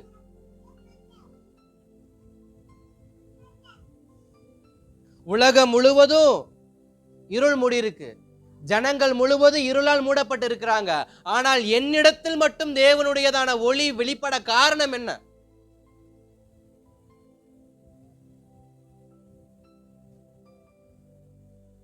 யாருடைய மனக்கண்கள் இயேசு கிறிஸ்துவுக்கு நேராக திறக்கப்பட்டிருக்கிறதோ அவர்களை தேவன் மகிமையால் என்ன பண்ணுவாரு? தூக்கி விடுவாரு. இந்த உலகம் முழுவதும் கண்களை மூடியதா இருந்துச்சு நோவாவின் காலத்துல. நோவாவும் அவனுடைய குடும்பமும் அவனுடைய பிள்ளைகள் மட்டுமே பேழைக்குள் இருக்க காரணம் என்ன? நோவாவின் பிரசங்கத்தை ஒரு பயலும் கேட்கல. இயேசுவே தேவனே நேரடியாக வந்து நோவா கிட்ட சொல்றாரு, நோவாவே இந்த உலகம் என்ன பண்ண போகுது? முடிய போகுது. ஒரு பேழையை உண்டாக்கு, அந்த பேழைக்குள்ள எல்லா பேழையும் என்ன பண்ண சொல்லு? வர சொல்லு. ஆனா வரமாட்டாங்கன்னு தெரியும், கூப்பிடு. இருள் உலகத்தை மூடுது, காரிருள் ஜனங்களை மூடுது. ஆனாலும் கர்த்தரின் மேல கிருபையா இருக்க காரணம் என்ன? நான் இன்னும் அவரோடு அவருடைய வார்த்தைக்கு இணங்கி இருக்கிறபடியினால். ஏன்னா ஸ்தோத்திரம், அங்க வேதம் சொல்லுகிறது நோவாவின் வாழ்நாட்கள்ல அங்கிருந்து எல்லாரையும் பார்க்க நோவா எப்படிப்பட்டவனா இருந்தாரா? எப்படிப்பட்டவரா இருந்தாரு? நீதிமானா இருந்தார். அல்லேலூயா. ஸ்தோத்திரம் இருக்கட்டும். அப்ப தேவன் தம்முடைய மகிமையை மனிதனுக்குள் எப்படி வைத்திருக்கிறாரா? அவனுடைய பிறப்பிலிருந்தே அவனுக்குள் மகிமையை வைத்திருக்கிறார். அப்ப எனக்குள்ளும் நம் எல்லோருக்குள்ளும் இப்பிரபஞ்சத்தில் மனிதனாய் 2 கால் மனிதனாய் பிறந்திருக்கிற அத்தனை பேருக்கும் யாருடைய மகிமை இருக்கு? தேவனுடைய மகிமையானது இருக்கு. அது ஊனாலும் மாற போறதில்ல, ஆனாலும் மாற போல, வச்சதுதான். அது எந்த இனம், எந்த கோத்திரம், எந்த அதெல்லாம் தெரியாது. ஒருவனுக்கு 2 கண்ணு, 1 மூக்கு, 1 வாய், 2 காது, 2 கை 2 காலு ஒரு மூளை இருந்து மனுஷனை போல இருந்தா அவன் எந்த இடத்துல பிறந்தவனா இருந்தாலும் அவன் யாருடைய சாயல் தான்? தேவனுடைய சாயல் தான். அல்லேலூயா. அப்ப நம் எல்லோருக்குள்ளும் கர்த்தர் எதை வைத்திருக்கிறார்? மகிமையை வைத்திருக்கிறார். ஆனாலும் ஏன் மகிமை வெளிப்படல? நம்ம தியானித்தோம் நம் எல்லோருக்குள்ளும் தேவ மகிமை இருக்குன்னு சொல்லி. ஆனா ஏன் மகிமை வெளிப்படல? என் தாயின் கர்ப்பத்தில் இருக்கும் பொழுதே எனக்கு மகிமையை கர்த்தர் கொடுத்தார். என்னைய அங்கேயே பேர் சொல்லி அழைத்தார். எனக்கு வேண்டிய அபிஷேகத்தை அங்கேயே எனக்கு வைத்தார். மற்றவனை பார்க்கலும் என் சிங்காசனத்தை ராஜ சிங்காசனமா என்ன பண்ணாரு? மாத்தினார். மற்றவன் கேட்காததை எனக்கு கொடுத்து மற்றவன் காணப்படாத கனத்தை எனக்கு கொடுத்தார். தூதரை பார்க்கிலும் என்னை கனமுள்ளவனா மாத்தினார். ஆனா ஏன் என் வாழ்க்கையில மகிமை வெளிப்படல? சிலருக்கு ஓடி இருக்கும், நேரத்துக்கு அந்த கேள்வி ஓடி இருக்கும். எல்லாம் சரிதான் பாஸ்டர், ஆனா ஏன் மகிமை வெளிப்பட மாட்டேங்குது? எல்லாமே என் மேலதான் இருக்குன்னா ஏன் வெளிப்பட மாட்டேங்குது? அதுக்கு அடுத்த 2 குறிப்புக்கு நேரா போறேன். அந்த கேள்வியோட அடுத்த குறிப்புக்கு போவோம். மகிமை ஏன் வெளிப்படவில்லை? மகிமை ஏன் வெளிப்படவில்லை? வாசிக்கலாம். 1 சாமுவேல் 4ஆம் அதிகாரம் 21வது வசனத்தை வாசிக்கலாம். 1 சாமுவேல் 4ஆம் அதிகாரம் 21வது வசனம். தேவனுடைய பெட்டி பிடிபட்டு அவளுடைய மாமனும் அவளுடைய புருஷனும் இறந்து போனபடியினால் அவள் மகிமை இஸ்ரவேலை விட்டு போயிற்று என்று சொல்லி அந்த பிள்ளைக்கு இக்கபோத் என்று பெயரிட்டாள். ஸ்தோத்திரம். ஒரு தாய் தன் பிள்ளைக்கு வைக்கிற பேர் என்ன? இக்கபோத். அதுக்கு என்ன அர்த்தம் நாங்க போடப்பட்டிருக்கு? மகிமை இஸ்ரவேலை விட்டு போயிற்று. ஒரு மகிமை ஒரு தேசத்தை விட்டு போயிடுச்சுன்னா எனக்கு பிறந்த பிள்ளையினிடத்துல தேவ மகிமை என்ன இல்லைன்னு அர்த்தம். இஸ்ரவேலை விட்டு மகிமை போயிருச்சுன்னா எனக்கு பிறந்த பிள்ளைக்கு என்ன இல்ல? மகிமை இல்ல. அந்த தாய் வேதனையோடு சொல்ற விஷயம் என்ன விஷயம்னா, பெட்டி பிடிபட்டது, தன் புருஷனும் தன் மாமனும் இறந்து போனார்கள். இறந்து போன நேரத்தில் எனக்கு ஒரு பிள்ளை பிறந்திருக்கு. மகிமை இல்லாத அந்த உலகத்துல இந்த பிள்ளை பிறந்து என்ன பண்ண போகுது? இந்த பிள்ளைக்கு வச்ச பேர் என்ன? இக்கபோத். அப்ப என் வாழ்க்கையில மகிமை வெளிப்படாமல் இருக்க காரணம் என்ன தெரியுமா? என்னிடத்தில் கொடுக்கப்பட்ட வேத வார்த்தைகள் பிடிக்கப்பட்டதால. யாரால? எனக்கு தேவன் கொடுத்த உடன்படிக்கை பெட்டி வனாந்தரத்தில் மோசையை கொண்டு ஸ்தோத்திரம் அங்கு பொன்னாலும் ஸ்தோத்திர வளையங்களாலும் தேவ உடன்படிக்கை பெட்டியை வணைந்து அந்த பெட்டிக்குள்ள கற்பனைகளை வைத்து, அந்த பெட்டிக்குள்ள வானத்தின் மன்னாவை வைத்து, அந்த பெட்டிக்குள்ள ஆரோடைய துளிர்த்த கோலை வைத்து, இந்த பெட்டியை வைத்து தேவன் யோர்தானை பிளந்தது உண்மைதானே? அந்த பெட்டியை வச்சு கர்த்தர் எரிகோவின் மதலை இடிச்சது உண்மைதானே? அந்த பெட்டியை வச்சு பல யுத்தங்கள்ல கர்த்தர் வெற்றியை கொடுத்தது உண்மைதானே? அப்படிப்பட்ட பெட்டி இப்ப யார் கையில இருக்கு? யார் கையில இருக்கு?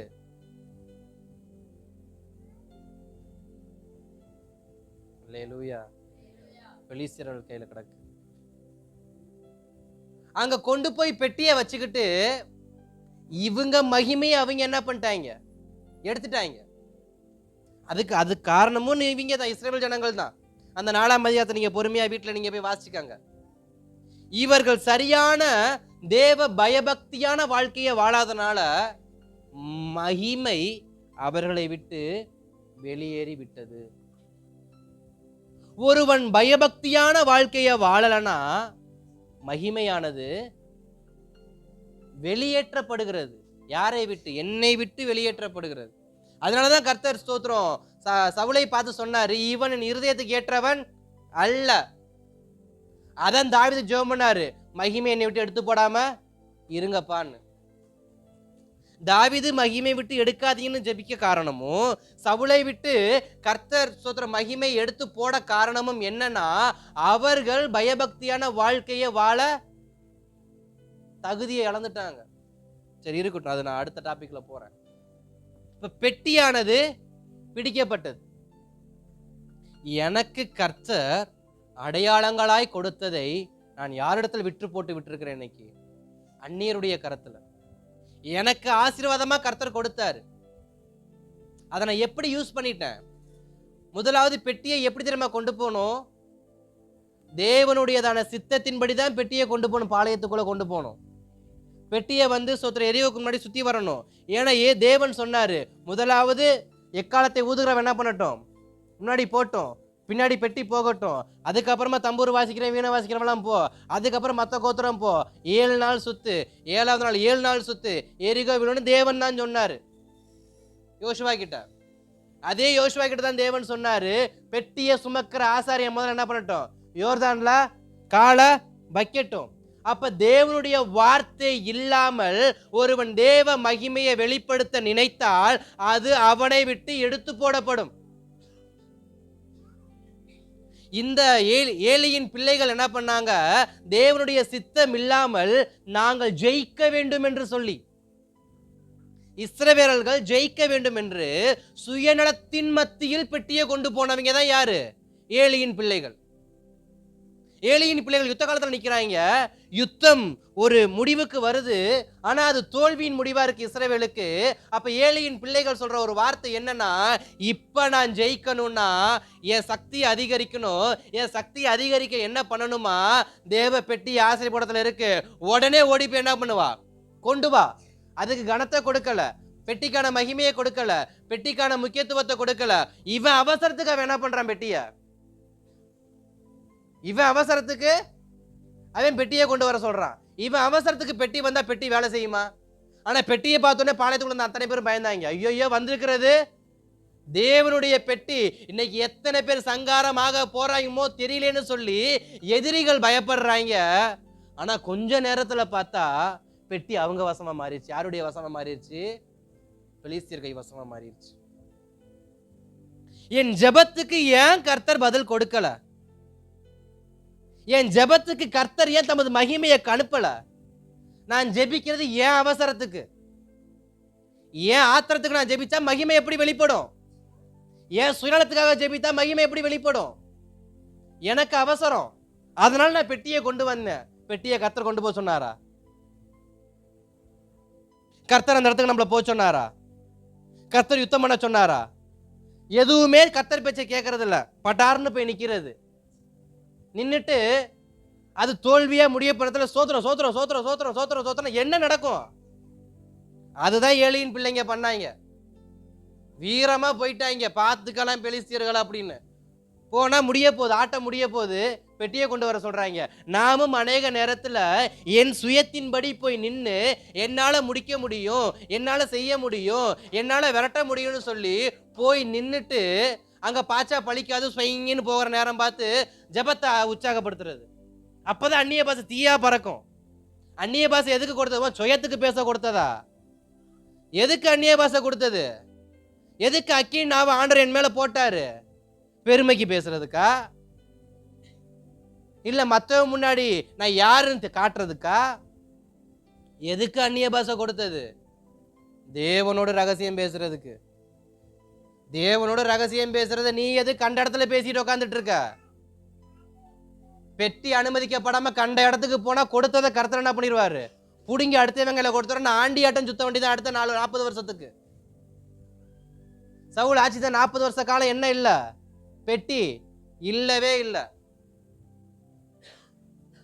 என் சுயத்துக்கு தேவ கிருபையை நான் பயன்படுத்துவேன்னா என்னை போல பரிதபிக்க முட்டாள் இந்த உலகத்துல யாருமே என்ன பண்ண முடியாது, இருக்க முடியாது. அப்ப எனக்கு கொடுத்த தேவ கிருபைய, எனக்கு கொடுத்த தேவ அபிஷேகத்தை நான் கண்ட இடங்களில் பயன்படுத்த கூடாதுன்னு முதல்ல நான் என்ன பண்ணணும்? பொருத்தனை பண்ணணும். சில பேரை பார்த்தோம்னா வைராக்கியத்தில் அந்நிய பாஷம் பேசுறவே இருக்கான், ஆனா வேணுக்குனே சில பேர் பேசுவான். இப்ப நம்ம நடந்து போறோம், ஒரு ரோட்ல ஒரு ஊர் வழி நடந்து போறோம். ஜெபத்தில் நடந்து போயிட்டு இருக்கிறப்ப சில விக்கிரக கோயிலை பார்க்குறப்ப நம்ம என்ன பண்ணுவோம்? ஆவியில் ஏவப்பட்டவங்க ஜோம் பண்ணுவாங்க. ஆம்புலன்ஸ் போகுது, ஆவியில் ஏவப்பட்டவன் ஜோம் பண்ணுவாங்க.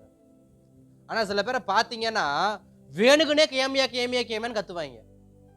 அதுவும் 10 பேர் கேட்குற மாதிரி. 10 பேர் கேட்குற மாதிரி. ஏன்? எனக்கு அந்த விக்கிரகங்களை பார்த்தா பிடிக்காது. அதனால நான் என்ன பண்ணுவேன்? இப்படிதான் ஜெபம் பண்ணுவேன்.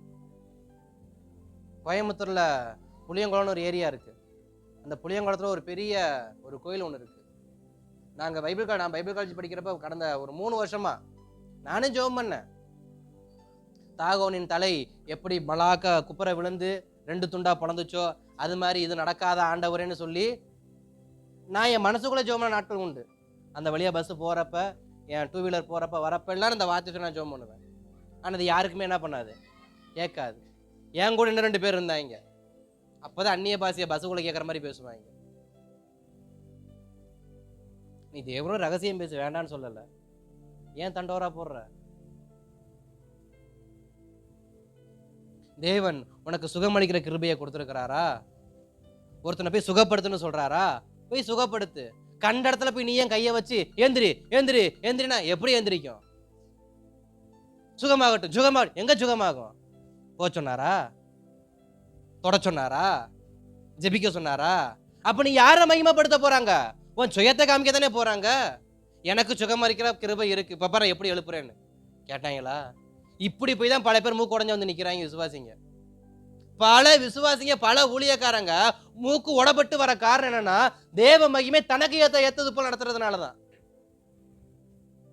நாளுக்கு முன்னாடி சட்டையை முறுக்கிட்டு போயிடுறது, அங்க போனா ஒண்ணும் நடக்காது. உடனே பெட்டியை கொண்டு வா, பைபிளை கொண்டு வா, அந்நிய பாஷையை இறக்கு, இன்னும் 2 பேரை சேரு, கையை கோருங்க, ஜெபம் பண்ணுங்க, உடனே போயிடும். எப்படி போகும்? சொன்னார் ஆண்டவர். தேவன் அனுமதிக்காத இடத்துக்கு எவன் எங்க போனாலும் அவன் வாழ்க்கை உருப்படவே உருப்படாது.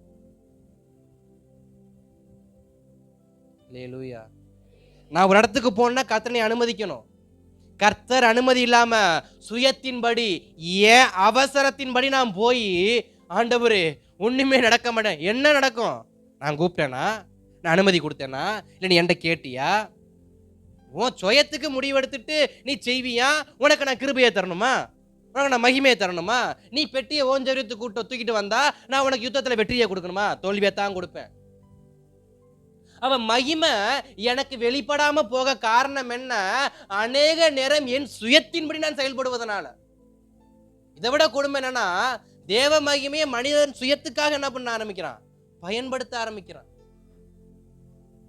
மனிதனுக்காக சுயநலமாய் செயல்பட்டது போல முடிஞ்சு இப்ப தேவனையே மனுஷன் தன் சுயத்துக்காக என்ன பண்ண வைக்கிறான்? பயன்படுத்த ஆரம்பிக்கிறான். கர்த்தர் பார்த்தாரு, திருந்த மாட்டாங்க. 40 வருஷத்துக்கு இவங்கள தவிக்க விட்டாதான் இவங்க அடங்குவாங்கன்னு மனுஷன் தொட முடியாது. நல்லா கவனிக்கணும். பெட்டிய தாவீது ராஜா தூக்க போறப்ப அதை ஒருத்தன் தொட்டான், அவன் செத்தான். வேதத்துல இருக்கா? ஆனா பெலிஸ்தியர் பெட்டியை தூக்கிட்டு போறப்ப எப்படி தூக்கிட்டு போனாங்க? ஆனா அவங்கள கர்த்தர் என்ன பண்ணல? அடிக்கல, கொல்லல, நிர்மூலமாக்கல. ஆனா பெட்டிய ஆலயத்துக்கு கொண்டு போகணும்னு வந்தான் தாவீது. அவன் கூட வந்தவன் தொட்டா அவன் செத்தான். இவனுக்கு பெட்டியோட மகிமையை பத்தி தெரியாது, இவனுக்கு பெட்டியை எப்படி ஹேண்டில் பண்ணணும்னு தெரியாது. ஆனா அவனுக்கு பெட்டியை குறித்து ஒரு சின்ன பயம் இருக்கு. இது பெட்டி வந்தா பூரா பேர் என்ன பண்ணிருவாங்க? இஸ்ரவேலுக்கு விரோதமா, அதாவது இஸ்ரவேலுடைய பாதத்துக்களை விழுந்துருவாங்கன்ற ஒரு பயம் மட்டும் இருந்துச்சு. ஆனா பெட்டியை எப்படி தூக்கிட்டு போகணும்னு தெரியாது, இவனுக்கு பிரமாணம் தெரியாது, முறைமைகள் தெரியாது. அதனாலதான் ஓபேத் ஏதோமுடைய வீடு என்ன பண்ணப்பட்டுச்சு? மகிமையா மாறுச்சு. என் வீடு ஏன் மகிமையா இல்ல? ஓபேத் ஏதோமுடைய வீடு மகிமையா இருக்கு, அவன் வீடு கிருபையா இருக்கு. என் வீடு ஏன் கிருபையா மகிமையா இல்ல? எனக்கு கொடுத்ததை எனக்கு பயன்படுத்த தெரியல. எனக்கு கொடுத்தத எனக்கு பயன்படுத்த தெரியல. ஆனா பெலிஸ்தியர்கள் பெட்டியை தூக்குறப்ப சாகல. ஓபேத் ஏதோமுடைய வீட்டுக்கு பெட்டி போனப்ப அவன் சாகல. ஆனா பெட்டியை இஸ்ரவேலுக்கு கொண்டு போகணும் வந்தவன் செத்தான். என்னிடத்தில் கொடுத்த மகிமை, எனக்கு ஆண்டவர் நிறைய கிருபையை கொடுத்திருக்கலாம், எனக்கு கடிகளை கொடுத்திருக்கலாம், எனக்கு வரங்களை கொடுத்திருக்கலாம், எனக்கு வல்லமையில கொடுத்திருக்கலாம். ஆனா என் சுயத்துக்காக நான் பயன்படுத்துவேன்னா, நான் படிச்ச படிப்பா இருக்கட்டும், நான் எல்லாத்தையும் தான் பொதுப்படையா சொல்றேன். நான் ஆவிக்குரிய வாழ்க்கையில மட்டும் சொல்ல, எல்லாத்துலயும் சொல்றேன். எனக்கு கொடுத்த ஞானம், எனக்கு கொடுத்த அறிவு, எனக்கு கொடுக்கப்பட்ட திறமை, எனக்கு கொடுக்கப்பட்ட ஆற்றல், எனக்கு கொடுக்கப்பட்ட பணம், எனக்கு கொடுக்கப்பட்ட பலம், எனக்கு கொடுக்கப்பட்ட வாகனம், எனக்கு கொடுக்கப்பட்ட செல்வம் எல்லாத்தையும் என் சுயத்துக்காக நான் பயன்படுத்தினேன் என்றால் அது புழுதியும் குப்பையுமாய் மாற கர்த்தர் உதவி செய்வார். ஆனா அதை நான் தேவனுக்காக நேர்த்தியாய் பயன்படுத்தும் பொழுது அதை கர்த்தர் பெருக பண்ணுவார். அல்லேலூயா. அப்ப முதலாவது என்னிடத்தில் மகிமை வெளிப்படாம போக காரணம் என்ன? பெட்டியை நான் அந்நியர் இடத்தில் ஒப்பு கொடுத்துட்டேன். அந்நியர் இடத்தில் பெட்டி போக காரணம் என்ன? பெட்டியை என் சுயத்துக்கு நான் பயன்படுத்தியதுனால, பெட்டிய என் சுயத்துக்கு பயன்படுத்தியதுனால. இனி ஜெபிக்கிறப்ப சரியான இடத்துல ஜெபிங்க. தவறான இடத்துல, தவறான நேரத்துல, தவறான வார்த்தைகளை வச்சு நம் சுயத்துக்காக ஒரு என்ன பண்ணிடக்கூடாது, ஜெபம் பண்ணிடக்கூடாது. என் வாய்க்கு காவல் வைங்கப்பா, ஜெபத்துல என் வாய்க்கு காவல் வைங்கப்பா. நான் சரியான வார்த்தைகளை சொல்லி ஜெபிக்கணும். நான் சரியான வார்த்தைகளை சொல்லி என்ன பண்ணணும்? ஜெபிக்கணும். இரண்டாவது சங்கீதம் 4:2 வாசிக்கலாமா? சங்கீதம் புஸ்தகம் 4 அதன் 2வது வசனத்தை ஒரு வாசிக்கலாம்.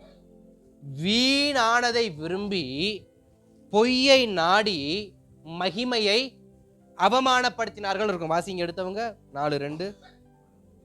மனுப்புத்திரரே,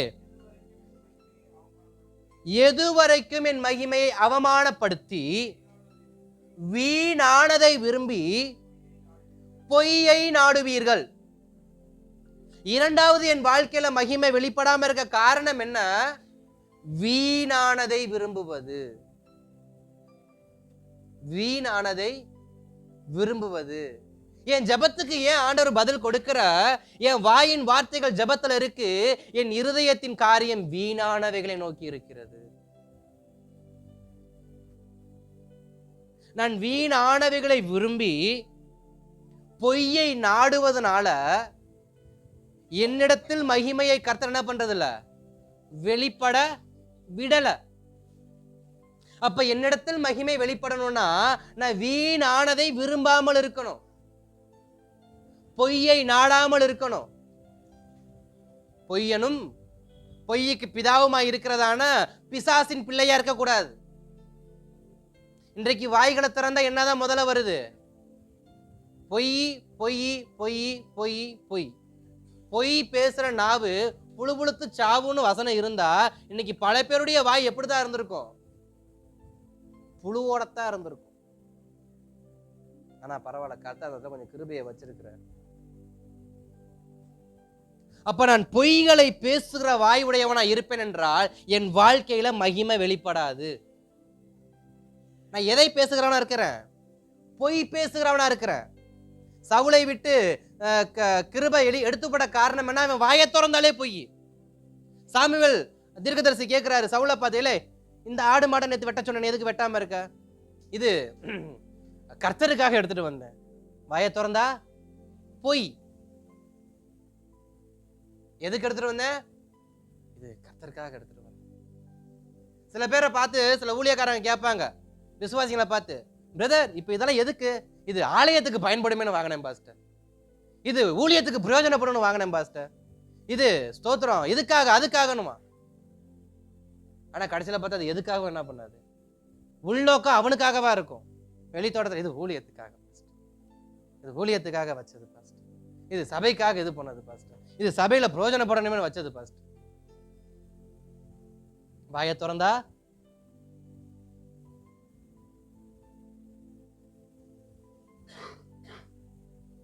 சில பேர்லாம் உபவாசம் போடுவாங்க. கேட்பாங்க, எதுக்கு உபவாசம்? சொல்ல விருப்பமுள்ளவன் சொல்லுவான், சொல்லாதவன் சொல்லாம போயிடும். அது ரெண்டாவது. சொல்றவங்களை பார்த்தா உண்மையை சொல்ல மாட்டோம். உபவாசம் போற எவனும் தேவ திட்டத்துக்காக காத்திருக்கேன். தேவ திட்டத்துக்காக இவன் உக்காந்துருப்பான் பேங்க்ல லோன் கிடைக்கணும் அப்படின்னு, இவன் உக்காந்துருப்பான் அந்த பயல்கிட்ட இருந்து பணம் வரணும் அப்படின்னு, இவன் உக்காந்துருப்பான் அவங்கிட்ட இருந்து வரணும் இவங்கிட்ட இருந்து வரணும்னு. ஆனா சொல்றது என்ன? தேவ திட்டத்துக்காக காத்திருக்க, தேவ சித்தத்துக்காக. வாயை திறந்தாலே பொய்யும் பொய்யுக்கு பிதாவுமாவே பாதி விசுவாசி பாதி ஊழியக்காரன் என்ன பண்றது? பேசுறது. அப்புறம் எங்கிட்ட இருந்து மகிமை சபையில வெளிப்படும், எங்கிட்ட இருந்து மகிமை குடும்பத்துல வெளிப்படும். குடும்பத்துல வாயை திறந்தா போய், மனைவி புருஷன்ட்ட போய், புருஷன் மனைவிட்ட போய், பிள்ளை தகப்பன்ட்ட போய், தகப்பன் பிள்ளைகிட்ட போய், திரும்பி பார்க்கறோம்னா பொய்யும் பொய்யுக்கு பிதாகமா ஒரு குடும்பம் இருக்குன்னா அந்த குடும்பத்துல மகிமை எங்க இருந்துங்க வெளிப்படும்? மகிமையை அவமானப்படுத்துற குடும்பங்கள் இன்னைக்கு அநேகம் இருக்கு. பொய்ய பேசி வீணானத நாடுறது, வீணானத விரும்பி விரும்பி பொய்ய பேசுறது, பொய்ய பேசி அந்த குடும்பத்துல தேவ மகிமையே என்ன பண்றது இல்ல, வெளிப்படுறது இல்ல. அதை பத்தி எல்லாம் இவங்களுக்கு கவலை இல்லை. ஆனா சர்ச்சில் வந்துட்டு பாஸ்டர் எனக்காக ஜெபம் பண்ணுங்க பாஸ்டர். என்னம்மா ஜெபம் பண்ணணும்? நான் ரொம்ப நாளா ஜெபம் பண்றேன், என் ஜெபத்தை ஆண்டவர் கேட்க மாட்டார். சில பலவீனங்கள் மாறதுக்காக ஜெபம் பண்றேன், ஆண்டவர் ஜெபத்தை கேட்க மாட்டாரு. சில போராட்டங்கள் மாறணும், ஜெபம் பண்றேன், ஆண்டவர் போராட்டத்தை மாற்ற மாட்டாரு. இதெல்லாம் சொல்லுவாங்க. ஏல நீ பொய் பேசுறது மாதிரி நிறுத்து, மகிமை தன்னை போல என்ன பண்ணும், வெளிப்படும். ஏன்னா பொய் பேசுறவன் எதை அவமானப்படுத்துறானா? எதை? அல்லேலூயா, இருக்கீங்களா? கவனிக்கிறீங்களா? அப்ப பொய் பேசுறவன் எதை அவமானப்படுத்துறானா? மகிமையை. மகிமை யாருது? எங்க அப்பாவோடதா? அது தேவனோடது. தேவ மகிமையை நான் அவமானப்படுத்துகிறவனாய் ஒரு பொய் பேசக்கூடிய வாழ்க்கை உடையவனாய் இருப்பேன் என்றால் என் வாழ்க்கையில் தேவ மகிமை எங்கிட்ட இருந்து வெளிப்படும்? அப்ப என் மகிமையை இழந்து போகனா இரண்டாவது காரணம் என்ன? என் வாயில பொய் இருக்கிறதுனால. வருகிற வருஷத்துலயாவது என் வாயில பொய் இல்லாம இருக்கணும் ஆண்டவரே. ஜெபம் பண்ணுவோமா? ஆண்டவரே வருகிற வருஷத்துலயாவது என் வாயில உண்மை மட்டும் வரணும்பா. முடிந்த அளவுக்கு நான் உண்மையை பேசுறவனா இருக்கணும். என் வாயில இருந்து பொய் என்ன பண்ணக்கூடாது. பொய் வந்தா மகிமை வெளிப்படாது. பொய் பேசினா கிருபை வெளிப்படாது. பொய் பேசினா ஆசீர்வாதத்தை பெற்றுக்கொள்ள முடியாது. பொய் சொன்னனாலதான் ஆபிரகாம் என்ன பண்ணார் கூட? ஆமாவா இல்லையா? மனைவியை பார்த்து சகோதரின்னு சொல்லி பொய் சொல்ல போய் இப்ப கூட யார் ஒட்டிட்டு வந்திருக்கா? ஆகார். இதோட வெளிப்பாடு ஆபிரகாமுக்கு அன்னைக்கு தெரியல. சரி வேலைக்காரி தானே. யாரு? சரி வேலைக்காரி தானே, நாளைக்கு வேலைக்காரி வீட்டுக்காரி அவன் அவனுக்கும் தெரியாது, சாராளுக்கும். காரணம் என்ன? பொய். நீ ஏன் பொய் பேசி நீ உன்னை தற்காத்து கொள்ள பாக்குற? ஆபிரகாம் சொல்றாரு, நீ சாராளு, நீ என் மனைவின்னு சொன்னா அவனை கொண்டு போடுவான். நீ ரூபவதியா இருக்க, நீ அழகுள்ள பிள்ளையா இருக்க, நீ என் சகோதரின்னு சொல்லி இவளும் சொன்னா. அவன் என்ன பண்ணா? சகோதரி தானே, எனக்கு மனைவியா இருந்துட்டு போட்டு அவன் தூக்கிட்டான். கடைசியில கர்த்தர் இறங்கி இலே அவன் சகோதரடா, அதை அவன் பொண்டாட்டியில போய் விட்டு தொலைங்கடான்னு சொன்னதுக்கு அப்புறமா அவன் பார்க்க, இல்லை இது உன் பொண்டாட்டியா? ஏன்டா சகோதரின்னு சொன்ன? நீ பொண்டாட்டின்னு சொன்ன கொண்டுட்டு அவளை தூக்கிட்டு போயிருவியோன்னு என் உசுரை காப்பாத்த பொய் சொன்னேன். உன் உசுரை காப்பாத்த பொய் சொல்லி என் உசுரை காவ வாங்க பாத்தியாடா அப்படின்ட்டுன்னு இந்த ஆகாரையும் சேர்த்து என்ன பண்ண கூட. ஆனா கடைசியில அன்னைக்கு வந்த ஆகார், அந்த பொய்யின் நிமித்தம் பிறந்த ஆகார் இஸ்மவேலை பெற்றெடுத்தா. இஸ்மவேல் பெற்றது நிமித்தம் அந்த பிரச்சனை ஈசாக்காவை அவமானப்படுத்தினான். அப்போ ஒரு பொய் இன்னைக்கு எனக்கு விளைவை காமிக்காது, அது என் தரிசனத்தை கெடுக்கக்கூடியதா இருக்கு. அது என் தேவ பாதையில் இருக்கக்கூடிய என் சாட்சியை கெடுக்கக்கூடியதா இருக்கு. ஆபிரகாமுடைய வாழ்க்கையில அவன் சாட்சி கெட்டவனாய் நிற்கிற ஒரு இடம் தெரியுமா? ஆகாருடைய சம்பவத்துலதான். ஆகார் சம்பவத்துல மட்டும் ஆபிரகாம் கொஞ்சம் உறுதியா இருந்திருந்தாருன்னா அவர் குறையற்ற மனிதன் என்ன பண்ணி இருப்பாரு? தேவனுடைய பார்வையில மாறி இருப்பாரு. அவர் கவுந்தடையது அவர் பொய்யால் பிறந்த ஆகார். இன்னைக்கு அநேகருடைய பொய்யில ஆகார் பிறந்து இருக்கிறாங்க. ஆனா ஏன் பிறந்தாங்க இன்னைக்கு தெரியாது. After the long time of 2, 3, 4, 5 இயர்ஸ்க்கு அப்புறமா சாராள் சொல்லுவாங்க, ஆகாரை வச்சு ஒரு பிள்ளை பெத்துக்கலாம்ல. எனக்கு அது சரின்னு போடும். ஏன்னா பொய்யில இருந்து வந்தது எனக்கு எப்படி தெரியும்? உண்மையாதான் தெரியும். ஆனா பிறந்த பிள்ளைக்கு அப்புறமா தான் ஆண்டவர் பேசுறாரு, நான் உனக்கு என்ன வாக்குத்தத்தம் பண்ணேன்? உன் தரிசனத்தை கெடுக்கும்படி, உன் வாக்குத்தத்தத்தை கெடுக்கும்படி, என் திட்டத்தை கெடுக்கும்படி நீ ஏன் பொய் சொல்லி இவ்வளவு கூட்டு வந்த? அப்போ ஒரு பொய் எதை மாற்றுது? தேவ திட்டத்தை, எதிர்காலத்தின் திட்டத்தை என்ன பண்ணுது? இன்னைக்கு கெடுக்குது. அதனாலதான் பொய் சொல்லாதீங்கன்னு சொல்றோம். பொய் பேசி எதிர்கால தேவ திட்டத்தை இக்காலத்துல நம்ம என்ன பண்றோம்? அதுக்கான களையை விதைச்சிட்டோம். வயல்வெளியில விதைய விதைக்கும் பொழுது களை என்ன பண்ணும்? எட்டி பார்க்கும். அந்த நெல்லு வளைஞ்சு கதிரா மாறுற வரைக்கும் இந்த களை என்ன பண்ணும்? வளர்ந்துக்கிட்டே இருக்கும். கடைசியில அந்த களை, அந்த களஞ்சிய, அந்த நெல் மணியோடைய அந்த பூரணமான அந்த தன்மை அதனால அதை கொண்டு வர முடியாத அளவுக்கு அந்த களை என்ன பண்ணிடும்? மாத்திரும். அது போலதான் பொய். இன்றைக்கு களையும் நெல்லும் பயிரும் களையும் ஒன்னா விதைக்கப்பட்டிருக்கு. அது வளர வளரதான் என்ன பண்ணும்? எதிர்காலத்தை பாதிக்கலான்னு தெரிய வரும். அப்ப நான் இன்றைக்கு பொய் பேசி எதிர்கால மகிமையை கெடுக்காம நான் உண்மையை பேசுறது எனக்கு ரொம்ப ரொம்ப ஆமாவா இல்லையா? பொய் ஒரு நாள் வெளியில வரும். அன்னைக்கு நான் தலை குனிஞ்சு அவமானப்பட்டு அசிங்கப்பட்டு நிக்காம, அதுக்கு யாருக்கும் தெரியாம அந்த ரகசியமான இடத்துல நான் உண்மையை சொல்லிட்டு போறது நேரா பேனா பாருங்களேன். கர்த்தர் வெளிக்கொண்டு வராத ரகசியம்னு, அவர் அம்பலப்படுத்தாத ஒரு காரியம் எதுவுமே கிடையாது. அதை 4 செவத்துல நீ உண்மையை ஒத்துக்கிட்டானாக்கா 4 செவத்தோட போயிடும். இல்லைன்னா 40,000 பேத்துக்கு முன்னாடி நிக்க வச்சு என்ன பண்ணிடுவாரு? உண்மையை கக்க வச்சிருவாரு. அது எனக்கு பெருத்த அவமானமா இருக்கும். அல்லேலூயா. அந்த சீஷர்கள் மத்தியில யூதாஸ் காரியத்தை பார்த்து ஆண்டவர் என்னைய காட்டி கொடுக்கிறவன் இந்த பந்தியில தான் இருக்கான்னு சொல்றப்ப யூதாஸ்க்கு புத்தி என்ன பண்ணல? வரல. ஆண்டவரே நானா? எல்லாரும் கேட்கறாங்க நானா நானா நானா நானா. அவனும் கேட்டான் நானா அப்படின்னு. நானான்னு கேட்டவன் ஆண்டவரே நான் தான், என்னை மன்னிச்சிருங்க அப்படின்னு மன்னிப்பு கேட்டிருந்து அந்த 12 பேத்துக்கு முன்னாடி அவன் ஒப்புர வாயிருந்தானா மரத்துல தொங்கி குடல் வலிச்சு கீழே செத்து கிடக்க அவசியம்? இப்ப புரியுதா பொய்யோட விளைவு என்னன்னு? இயேசு சொல்றாரு என்னைய காட்டி கொடுக்குறவங்க இங்க உட்கார்ந்து இருக்கிறான்னு. இந்த பொய்க்கார பைய சொல்ற வார்த்தை நானா நானா நானான்னு. ஆனா அவன் நானா நானான்னு கேட்டுட்டு போயிட்டான். ஆனா நான் தான் ஆண்டவர்னு ஒத்துக்கிட்டு இருந்தானாக்க அவன் மரத்துல தொங்கி குடல் வெடித்து அவன் கீழே சரிந்து செத்து கிடக்கணும்னு அவசியம் இல்லை. ஆனா பொய்ய அவன் அப்படியே பிரகடனப்படுத்த ஆரம்பிக்கிறான். இன்னைக்கு இப்போ உண்மை எனக்கு நேரா வந்தும், நான் செஞ்ச தவறு எனக்கு நேரா சொல்லப்பட்டும் அதை பொய்யால தான் மறைக்க பார்க்கிறேன். 12 பேருக்கு முன்னாடி அவமானப்பட முடியலன்னு சொல்லிட்டு 12,000 பேருக்கு முன்னாடி அவன் தூக்கில விழுந்து என்ன பண்ணான்? செத்து கிடந்தான். அதனால பொய் பேசி அந்த பொய்யை கண்டுபிடிச்சிட்டாங்கன்னா அந்த இடத்துல எத்தனை பேர் இருந்தாலும் ஒத்துக்கங்க. இல்லைன்னா அதை விட 2 மடங்கு அதிகம் உள்ள இடத்துல போய் என்ன பண்ணிடுவார்? உண்மையை சொல்ல வச்சிருவார். அல்லேலூயா. அப்ப மகிமையை இழக்க காரணம் என்ன? என் வாயிலிருந்து பிறக்கிறதான பொய். அடுத்ததாக யோவான் 15:8 பார்க்கிறப்ப கனியற்ற வாழ்க்கை. மகிமை வெளிப்படாம இருக்க காரணம் என்ன? நான் கனி உள்ளவனாய் வாழ தவறியதால். ஆவியின் கனி எனக்குள் செயல்படாமல் நான் வெறும் செத்த கிரியையில் வாழ்க்கையை வாழ்வதனால என்னுடையதான ஸ்தோத்திரம் மகிமையை வெளிப்படல. உதாரணத்துக்கு சொல்லணும்னா, இயேசு வந்து கொண்டிருக்கிற பாதையில ஒரு அத்திமரத்தை பார்க்கிறாரு. அத்திமரத்தினுடைய பசுமை எதை குறிக்குது? வசந்த காலத்தை குறிக்கக்கூடியது. அது பசுமையா இருக்குதுன்னு சொல்லி வசந்த காலம் வந்து விட்டது, அதனுடைய மகிமை வந்து விட்டது, அதன் மேல் கனி என்கிற மகிமை வந்து விட்டதுன்னு சொல்லி அதை ஆவலோடு இயேசு போய் பார்க்கிறார். கனியை காணோம். அது கனிய, ஆனா அதனுடைய தோற்றம் எப்படி இருக்கு? பசுமையா இருக்கு, பிரம்மாண்டமா இருக்கு. ஆனா அதன் மேல் வெளிப்பட வேண்டிய மகிமை வெளிப்படாமல் போக காரணம் என்ன?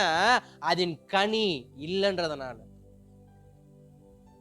அதோடைய கனி இல்லாம நீ இருந்து என்ன பண்ண போற? நீ ஒரு 30 வருஷமா 32 வருஷமா 40 வருஷமா 5 வருஷமா நீ ரட்சிக்கப்பட்டு விசுவாசியா முளைச்சி விதையா இருந்து செடியா இருந்து மரமாகி, நீ மரமாகி கனி இல்லாம மரமாகி நீ என்னத்துக்கு இடத்த மறைச்சிக்கிட்டு இருக்க? வெட்டி அரைஞ்சிட்டு போயிட்டாரு. அதான் கோடாரியானது மரத்தின் அருகே வைக்கப்பட்டிருக்கு. வைக்கப்பட்ட வெட்டுவதற்காக வைக்கப்பட்டிருக்கு. ஒரு விதைய ஒரு விதை என்கிற வசனத்தை என் இருதயத்தில் ஆண்டவர் போட்டாரு. நான் ரட்சிக்கப்பட்டேன். 5 வருஷம் ஆச்சு, 10 வருஷம் ஆச்சு, 30 வருஷம் ஆச்சு.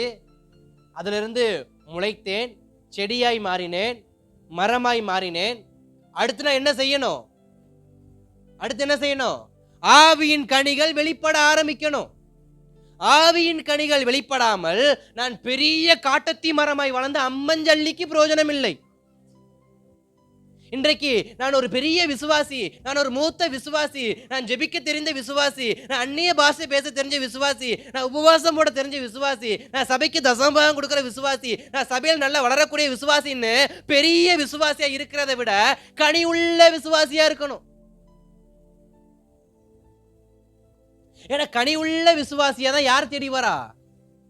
இயேசு எதை தேடிதான் வந்தார்? அந்த மரத்துல கனியை தேடித்தான் வந்தார், மரத்தை தேடி வரல.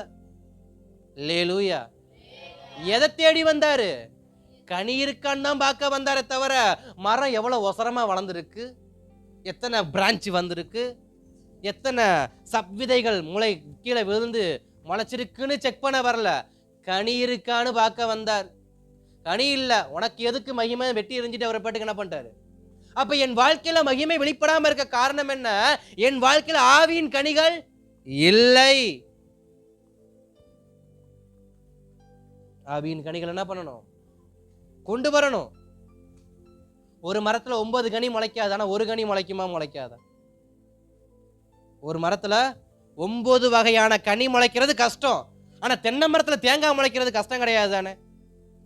அப்ப எனக்குள்ள ஒரு கனி முளைக்கிறது கஷ்டம் கிடையாது தானே? 9ல் 1ஆவது முளைக்கணும்ல. அன்பு, நீடிய சாந்தம், பொறுமை, ஏதாவது ஒண்ணு, ஒரு கனி முளைக்கலாம்ல, தப்பு இல்லையே. அப்ப அந்த ஒரு கனி கூட இல்லாம இன்னைக்கு சில மரம் சபையில என்ன பண்ணப்பட்டிருக்கு? இருக்கு. அதுக்கு பக்கத்துல கோடாரியும் இருக்கு. அந்த கனி இல்லாத மரம் என்னதான் மகிமை மகிமை மகிமை மகிமைனாலும் நீ கனி இல்லாத மகிமை தேவையில்லை. நான் இல்ல, ஆண்டவரே வெட்டுவார். ஊழியக்காரங்க வெட்ட வேணாம், ஆண்டவரே வெட்டுவார். ஸ்தோத்திரம். நான் எப்படிப்பட்ட ஒரு மனுஷனா இருக்கணும்? கனி உள்ளவனா இருக்கணும். கனி உள்ளவனை கர்த்தர் தேடி வருகிறார், கனி உள்ளவனை கர்த்தர் மகிமைப்படுத்துகிறார். தேவன் அன்றைக்கு அந்த மரத்தை தேடி வந்த பொழுது அதுல கனி இருக்கும் என்றால் அந்த இடத்தில் அவர் அமர்ந்து நான் விசுவாசிக்கிறேன் குறைஞ்சது 1000 பேருக்காவது பிரசங்கம் பண்ணியிருப்பார். தேவன் என்னிடத்தில் தங்க முடியாதபடிக்கு என்னை தடைப்படுத்துகிறது எது? என்கிட்ட கனி இல்ல. என்கிட்ட கனி இல்ல. என்கிட்ட கனி இருந்துச்சுன்னா அந்த கனியை பறிச்சு சாப்பிடும்படி என்கிட்ட இயேசு அடிக்கடி என்ன பண்ணுவார்? அடிக்கடி வருவார். அந்த மரத்துல கனி ருசி உள்ளதா இருக்கு, வாங்க அந்த மரத்துக்கு போலாம். வனாந்தரத்துல 3 நாள் பிரசங்கம் பண்ணும்படி மலை பிரசங்கம் பண்ணுவதற்கு மலையை தேடி போனவர், கடல் பிரசங்கம் பண்ணவருக்கு பேதுருவின் படகை நோக்கி போனவர், தெரு பிரசங்கம் பண்ணவர் எரிகோ நோக்கி போனது போல அந்த மரத்தையும் தேடி அவர் வந்திருப்பாரா? வந்திருக்க மாட்டாரா? ஏன் அடிக்கடி இயேசு என்னை சந்திக்க வரதில்ல? ஏன்? கனி இல்ல. கனி இல்லாதனால இயேசு அடிக்கடி சந்திக்க வர்றது. ஃபர்ஸ்ட் வந்துட்டு இருந்தாரு, தண்ணி ஊத்த வந்தாரு, தண்ணி ஊத்த வந்தாரு. நான் முளைச்சதுக்கு அப்புறம் எனக்கு வேலி போட வந்தாரு. நான் மரமானதுக்கு அப்புறமா ஓகே, இதை இதுக்கப்புறம் எவனாலும் என்ன பண்ண முடியாது, அசைக்க முடியாது, இது கனி காய் காத்திருப்போன்னு சொல்லி அடுத்த செடியை முளைக்க வைக்கிறதுக்காண்டி போனாரு. திரும்ப வந்து கனியை பார்த்தா எனக்கு ஊத்துன தண்ணி வேஸ்ட், எனக்கு போட்ட வேலி வேஸ்ட், நான் தெண்டத்துக்கு என்ன பண்றேன்? நின்றுகிட்டு இருக்கிறேன். எதுக்கு இது இடத்த மறைச்சுக்கிட்டு? அப்ப கனி உள்ளவனை தேடி இயேசு வருவார். கனி உள்ளவனை தேடி இயேசு வரும் பொழுது அந்த கனியை பறித்து அவர் மாத்திரமல்ல அது மற்றவர்களுக்கும் கொடுப்பார். அந்த கனி புசிப்பதோடு நிற்பதல்ல, அந்த இடத்தில் ஒரு பிரசங்கம் அங்கீகரிக்கப்படும், அந்த ஒரு பிரசங்கம் அரங்கேற ஆரம்பிக்கும், அநேக ரட்சிக்கப்பட ஆரம்பிப்பாங்க. என்னிடத்தில் கனி இருக்கும் என்றால் என்னிடத்தில் இயேசு வருவார், என்னிடத்தில் இயேசு வருவார் என்றால் இயேசுவை தேடி அநேகர் வருவாங்க, அநேகர் இயேசுவை தேடி வந்தாங்கன்னா அநேகர் ரட்சிக்கப்படுவாங்க. மகிமை எப்படி வெளிப்படும்? கனியிலிருந்து வெளிப்படும். ஒரு கனி இருந்தாலும் மகிமை வெளிப்படும். அல்லேலூயா. கடைசியாக அந்த குறிப்பை நான் முடிக்கிறேன். ஏன் மகிமை வெளிப்படல? ரோமர் 3:23 எல்லா மனுஷனும் பாவம் செஞ்சு கெட்டு போயிட்டான். எல்லா மனுஷனும் பாவம் செஞ்சு தேவ மகிமை என்ன பண்ணிட்டாங்க? இழந்துட்டாங்க. ரோமர் 3:23 இப்படிதான் எழுதி இருக்கு. எல்லா மனுஷனும் பாவம் செஞ்சதுனால தேவ மகிமை என்ன பண்ணிட்டாங்க? இழந்துட்டாங்க. நான் பாவம் செய்யாதபடிக்கு காரணம் பாவத்தின் சம்பளம் மரணம். அப்ப என்னிடத்தில் மகிமை வெளிப்படணும், நான் பாவம் செய்யாதவனாக இருக்கணும். என்னை தேவன் மகிமை உள்ளவனாதான் இந்த உலகத்துல பிறக்க பண்ணினாரு. எனக்குள்ள சகலத்தையும் வச்சாரு. சகல கிருபையினாலும், சகல பிரஸ்தாபத்தினாலும், சகல கனத்தாலும், சகல ஞானத்தாலும், கிருபையினாலும், கனியினாலும், வல்லமையினாலும், வரங்களாலும் என்னை நிரப்பினது உண்மை. ஆனா வளர வளர வளர வளர பெட்டியை இழந்தேன், வீணானதை விரும்ப ஆரம்பிச்சேன், பொய் பேச ஆரம்பிச்சேன், கனியற்ற வாழ்க்கையை வாழ ஆரம்பிச்சேன். எல்லாவற்றுக்கு மேல தேவனுக்கு விரோதமான பாவமும் செய்ய ஆரம்பிச்சேன். என்னுடைய மகிமை அனைத்தும் வெளியேற்றப்பட்டு விட்டது. சவுல் ராஜாவா வரும்பொழுது சாமுவேல் சவுலை பார்த்து சொல்றப்ப நீதான் இஸ்ரவேலுக்கு ராஜான்னு வரும்பொழுது சவுல் சொன்ன வார்த்தை என்ன? என் குடும்பம் சின்ன குடும்பம், என் குடும்பம் சின்ன குடும்பம், நான் ரொம்ப சின்னவன். பென்னியமின், அதாவது கோத்திரத்திலேயே என் கோத்திரம் சின்ன கோத்திரம் பென்னியமின் கோத்திரம். அந்த பென்னியமின் கோத்திரத்திலே என் குடும்பம் சின்ன குடும்பம். அந்த சின்ன குடும்பத்தில் நான் ரொம்ப சின்ன பையன். அப்ப அவன் யாரு?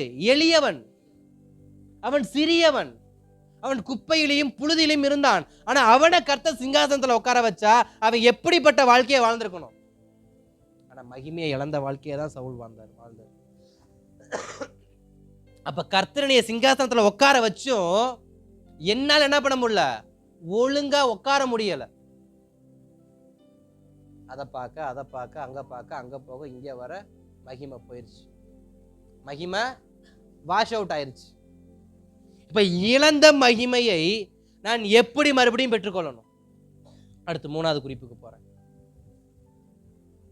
இடத்தில் கொடுத்த மகிமையை நான் இழந்து விட்டேன், நான் இழந்த மகிமையை நான் மறுபடியும் எப்படி பெற்றுக்கொள்வது?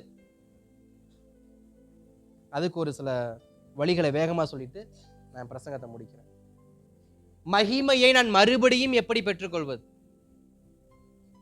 மகிமையை நான் மறுபடியும் எப்படி பெற்றுக்கொள்வது? சங்கீதத்தின் புஸ்தகம் 27ஆம் சங்கீதம் அது 4வது வசனம் சொல்லுது, ஆலயத்திற்கு போ. சங்கீதம் 27:4 சொல்லுது, ஆலயத்துக்கு போ. ஆலயத்துல நாடு, ஆலயத்துல நாட்டப்பட்டவனாயிரு. நீ இழந்த மகிமை நிச்சயமா உனக்கு திரும்ப வரும். அன்னாள் ஆலயத்துல நாட்டப்படாத வரைக்கும் அன்னாளுக்கு கர்த்தருடைய மகிமை வெளிப்படல. ஆனா அன்னாள் ஜெபம் பண்ணாங்க. அன்னாள் தன் புருஷன் எல்கானா வீட்டுல இருக்கிறப்ப ஜெபம் பண்ணாங்க. எல்கானா வீட்டுல இருக்கப்ப ஜெபம் பண்ணாங்க. அங்க சுத்தி திரியிற வரைக்கும் ஜெபம் பண்ணாங்க. ஆனா அவங்க எங்க ஜெபம் பண்ண வரல? ஒரு நாள் ஒரு பொழுதும் தேவ ஆலயத்துக்கு ஜெபம் பண்ணும்படி வரல. தேவ ஆலயத்துக்கு போனா மகிமை வரும்னு அந்த அம்மாக்கு மண்டையில உரைச்ச உடனே எழும்பி எங்க வந்தாங்க? ஆலயத்துக்கு வந்து ஜெபம் பண்ணாங்க. புருஷ வீட்டுல ஜெபம் பண்ணப்ப கேட்கப்படாத ஜெபம், வனாந்தரத்துல ஜெபித்தப்ப கேட்கப்படாத ஜெபம், கிணத்தடியில உட்காந்து ஜெபித்தப்ப கேட்கப்படாத ஜெபம், ஆலயத்துல வந்து உட்காந்தோன்னு கேட்கப்படுதுன்னா அப்ப என் மகிமனை எங்க தான் மீட்டுக்கொள்ள முடியும்? ஆலயத்துல தான் மீட்டுக்கொள்ள முடியும். ஆலயத்துக்கு போ, உனக்கான மகிமையை நீ மீட்டுக் கொள்ளும்படியாக கர்த்தர் உனக்கு ஒரு கிருபை என்ன பண்ணிருக்கிறாரு, ஒரு வாசல் என்ன பண்ணிருக்கிறாரு, வைத்திருக்கிறார். அதே சங்கீதம் 96:6 ஒரு முறை வாசிங்கள. மகிமையும் கனமும் எங்க இருக்கான்? அவர் சமூகத்துல இருக்கான்.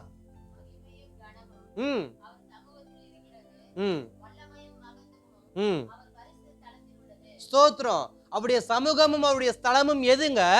அவருடைய ஆலயம். கர்த்தர் தமது ஆலயத்தை மகிமைப்படுத்துகிறவரா இருக்கிறார். கர்த்தர் தமது ஆலயத்தை மகிமைப்படுத்துறவரா இருக்கிறார். ஒருவேளை நான் என் ஜெபத்துக்கு ரொம்ப நாளா நான் ஜெபிக்கிறேன், ஆண்டு என் ஜெபத்துக்கு பதில் கொடுக்கலன்னு சொல்லி உங்க இருதயம் விசனப்படும்னு சொன்னா, நீங்க விசனப்பட வேண்டாம், நீங்க சஞ்சலப்பட வேண்டாம். நீங்க செய்ய வேண்டிய ஒரே ஒரு காரியம், நேர ஆலயத்துக்குள்ள வந்து அமர்ந்திருந்து அந்த மகிமையை பெற்றுக்கொள்ளுங்க. ஏன்னா அவர் சமூகத்துல மகிமை இருக்கு, அவர் ஆலயத்துல மகிமை இருக்கு.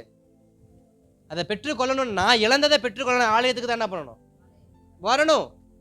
நாட்டப்பட்டவனா இருக்கணும். சங்கீதம் 27:4 சொல்லுது, நாட்டப்பட்டவனா இருக்கணும். வந்து போறவனா இல்ல, நாட்டப்பட்டவனா இருக்கணும். அதே சங்கீதம் 112 சங்கீதம் 9வது வசனம் சொல்லுகிறது, ஏழைகளுக்கு இரக்கம் செய்கிறவனா இருக்கணும். மகிமை வெளிப்படணும்னா நான் ஏழை எளிய மக்களுக்கு உதவி செய்யக்கூடியவனா இருக்கணும். ஒரு பெரிய பணக்கார வாலிபன் இயேசு கிட்ட வந்தா, இயேசு நீ எல்லாவற்றிலும் நல்லவனா இருக்கிற, ஆனா உனக்கு ஒரு குறை இருக்கு, உன்கிட்ட மகிமை என்கிற ஒளி என்ன இல்ல, அந்த மகிமை என்கிற ஒளி வேணும்னா நீ என்னைய பின்பற்றணும். நீ என்னைய பின்பற்றணும்னா உன்கிட்ட இருக்கிறதான ஐஸ்வர்யத்தை விட்டு ஏழைகளுக்கு என்ன பண்ணு.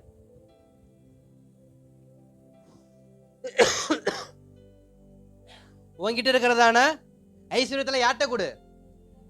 ஏழைகளுக்கு கொடு. அவனுக்கு கொடுக்க விருப்பம் இல்ல, அந்த மகிமை என்கிற ஒளியும் அவனுக்கு போய் சேரல. ஏன்னா சங்கீதம் 112:9 சொல்லுது, ஏழைகளுக்கு என்ன பண்ணு, வாசிங்க.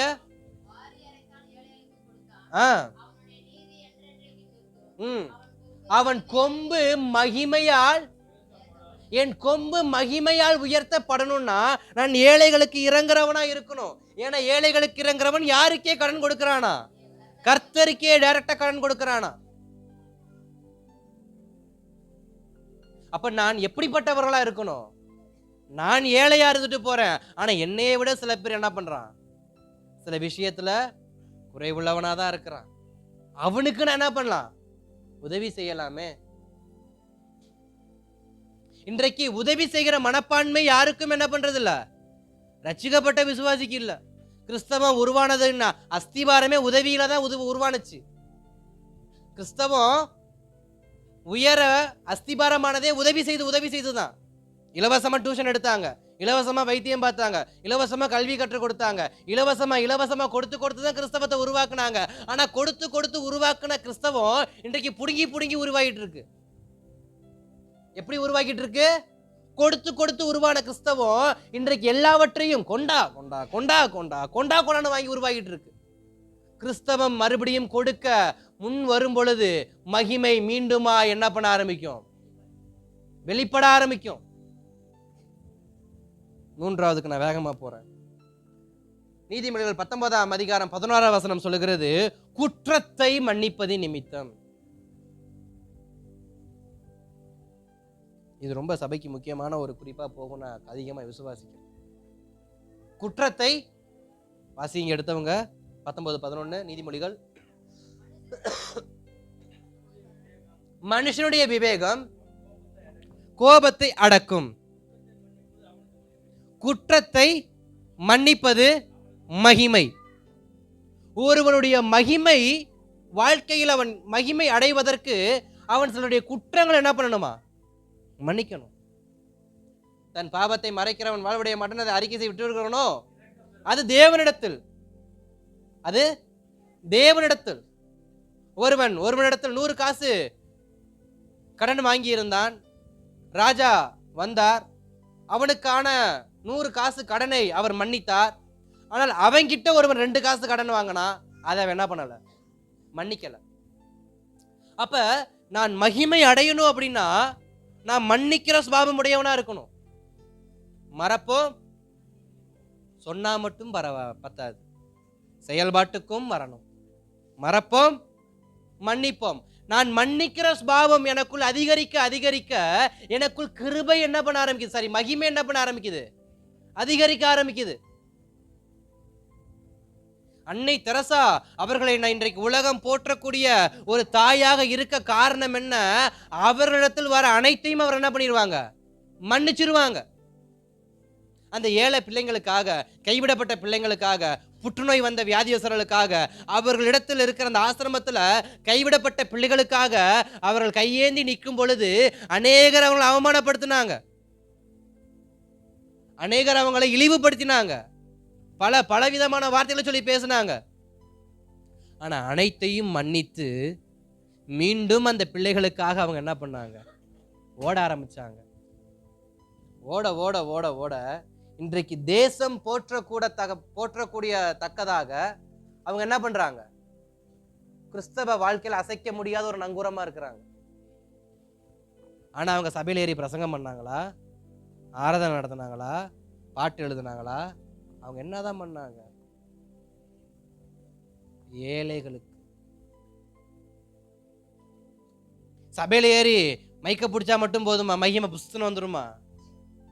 இன்னைக்கு நிறைய விசுவாசி இருக்கிற என்ன அதான், நான் மைக்க பிடிச்சி பாட்டு பாடி அந்நிய பாஷையில பேசினேன்னா சபை தெரிச்சுருமாக்கும்.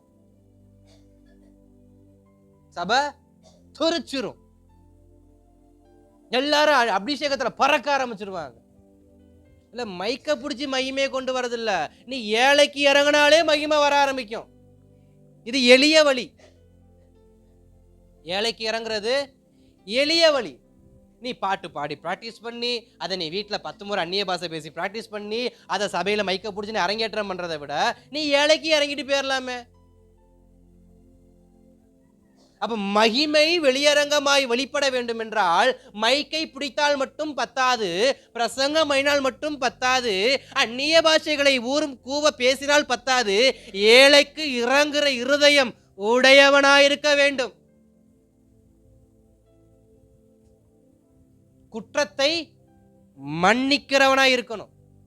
அனைத்து குற்றத்தையும் அவங்க மன்னிச்சுட்டு போய் நின்னாங்க. குற்றத்தை மன்னிக்க மன்னிக்க மன்னிக்க மன்னிக்க அந்த அம்மா மேல அவங்களுக்கு மதிப்பு என்ன ஆயிருச்சு? என்னடா நேத்து திட்டினோம், இன்னைக்கு என்கிட்ட வந்து நிக்கிறாங்க. நேத்து காரி துப்புனோம், இன்னைக்கு வந்து நிக்கிறாங்க. நேத்து கெட்ட வார்த்தையை போட்டு பேசணும், இன்னைக்கு வந்து நிக்கிறாங்க அப்படின்னு ஒரு முறைக்கு 4 முறை, 4 முறைக்கு 8 முறைன்னு அந்த அம்மா மீண்டும் மீண்டும் மீண்டும் மீண்டும் போறாங்க. ஆனா நம்மளை பார்த்து ஒருத்தர் ஒரு முறை பேசினாக்க மீசையே முளைக்கணும், ரோசம் மட்டும் என்ன பண்ணிடுது, வந்துருது. ஆனா அன்னை தெரசாவுக்கு என்ன வரல? ரோசம் வரல, கோபம் வரல, மன்னிச்சாங்க. குற்றத்தை மன்னிச்சாங்க. அவன் செஞ்சது குற்றம், மன்னிப்படையட்டும். ஸ்டீஃபன் எனப்படுகிற ஸ்தேவான் அப்போஸ்தலர் நடபடிகளை பார்க்கிறப்ப கல்லெறிஞ்சு கொல்லப்பட்டாங்க. அவன் சொன்ன ஒரே ஒரு வார்த்தை, அறியாமல் செய்து விட்டார்கள், மன்னியும் ஆண்டவரே. கல்லடிச்சு அறியும் போது உனக்கு அது அறியாம வருமா? அதுவும் குறிப்பாத்து ஸ்தேவானை மட்டும் அடிக்கிறப்ப உனக்கு அது அறியாம வருமா? அப்ப குறிப்பாத்து அடிச்சா அவன் சுய நினைவோடு இருக்கான்னு தான் அர்த்தம். ஆனா ஸ்தேவானுடைய ஜெபம் என்ன? அந்த ஸ்டீஃபனுடைய ஜெபம் என்ன? ஆண்டவரே அவன் பாவம், ஆண்டவரே தெரியாம பண்ணிட்டா, மன்னிச்சிருங்க. இப்ப குற்றத்தை மன்னிக்கிறவனுக்கு கிருபை என்ன பண்ணும்? அதிகரிக்கும். இடையில நம்முடைய தேசத்துல எத்தனையோ தேவ மனிதர்கள் இறந்து போனாங்க. சரி, கொல்லப்பட்டாங்க, இறந்து போல கொல்லப்பட்டாங்க. சார்லி கிரிக் அவங்கள கொல்லப்பட்ட பொழுது அவங்களுடையதான கணவருடையதான அந்த நினைவு, அந்த 40வது அந்த நினைவு நாட்கள் வரும் பொழுது அந்த சகோதரி சொன்ன ஒரு வார்த்தை, நான் கிறிஸ்து மன்னிக்கிறது போல நான் மன்னிக்கிறேன் அப்படின்னாங்க. சில வருடங்களுக்கு முன்பாக சோத்ரம் வடநாடுல வைத்து மிஷினரிகளை தீ வைத்து எரித்த ஜீப்ல தீ வச்சு எரிச்சு கணவனையும் பிள்ளையும் இழந்த அந்த தாய் சொன்ன வார்த்தை, நான் கிறிஸ்து மன்னித்தப்ப நானும் மன்னிக்கிறேன், மன்னிக்கிறேன் மன்னிக்கிறேன் மன்னிக்கிறேன்னு சொன்னதுனாலேயே கர்த்தர் அவங்களுடைய மகிமை அதிகமாக்க ஆரம்பிச்சார்.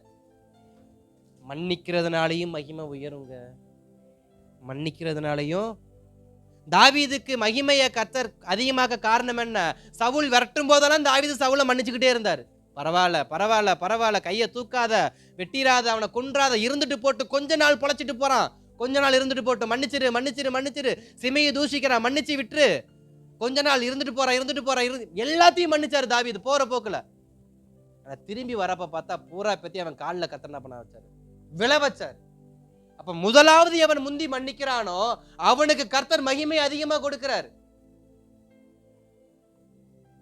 மன்னிக்கணும், குற்றத்தை மன்னிக்கணும். குற்றமே செய்திருந்தாலும், தவறு வேற குற்றம் வேற. ஆனா இங்க வசனம் என்ன போட்டிருக்கு? குற்றத்தை வாசிங்க, குற்றத்தை அட வாசிங்க. பைபிள் இருக்குல்ல, கையில் எடுங்க, வாசிங்க அந்த வசனத்தை வாசிங்க. நீதிமொழிகள் 19:11. மனுஷனுடைய விவேகம் அவன் கோபத்தை அடக்கும். எதை மன்னிப்பது? தவறை மன்னிப்பதல்ல. குற்றம் என்பது தெரிந்து செய்யக்கூடியது, தவறு என்பது தெரியாம செய்யறது, குற்றம் தெரிஞ்சு செய்யறது. ஸ்தேவான் பண்ண ஜெபம் குற்றத்துக்கான மன்னிப்பு. அவங்க செஞ்சது குற்றத்துக்கான மன்னிப்பு ஸ்தேவான் கொடுத்தாரு. அப்ப தவறு செய்து மன்னிக்கிறது வேற. சில பேரால சிலதை மன்னிக்க முடியாது. ஏன்னா நீ தெரிஞ்சுதான் பண்ண, நீ தெரிஞ்சு பண்ண, உனக்கு மன்னிப்பே கிடையாது. உலகம் சொல்லும் தெரியாம செஞ்சதுக்கு மன்னிப்பு, தெரிஞ்சு செஞ்சா மன்னிப்பு இல்லைங்கிற உலக பழமொழி எடுத்தவங்களுக்கு வேதத்தை எடுக்க தெரியல. குற்றத்துக்கு மன்னிப்பு இருக்குன்றது அவனுக்கு என்ன தெரியல, பண்ண தெரியல. தெரியாம தவறு செஞ்சிட்டான். ஒருத்தன் தெரியாம போறப்ப பஸ்ல ஒருத்தர் மிதிச்சிட்டாங்க, சாரி கேட்கறாங்க. அது தவறுதலா செஞ்சதுனால வரக்கூடியதான மன்னிப்பு. வேணுக்குனே ஒருத்தன் உதைக்கிறான், அவன் மன்னிப்பு கேட்கறான். ஆனா மிதி வாங்கினவன் குற்றத்தை மன்னிக்க காரணம் என்ன? அவனுக்குள்ள பழி வாங்குற எண்ணம் பற்றி எறிவதால குற்றத்தை மன்னிக்கிற எண்ணம் அவனுக்குள்ள என்ன பண்றது இல்ல, வரது இல்ல. குற்றத்தை மன்னிக்காமல் பழி வாங்குற நெருப்பு பற்றி எறிவதனால அவனுக்குள் தேவ மகிமை வெளிப்படுவதில்லை. அப்ப தேவ மகிமை வெளிப்படணும்னா குற்றத்தை என்ன பண்ணணும், மன்னிக்கணும். குற்றத்தை இன்னைக்கு எத்தனை பேர் குற்றத்தை மன்னிக்க ஆயத்தமா இருக்கிறீங்க? தைரியமா கை தூக்குங்க பாப்போம். ஒரு நிமிஷம் மட்டும். ஏன் நான் எனக்கு குற்றம் செய்தவர்களை நான் இன்றோடு மன்னிக்கிறேன்னு சொல்றவங்க மட்டும் மனதா தேவனுக்கு முன்பாக உத்தம இருதயத்தோடு கை தூக்கணும்.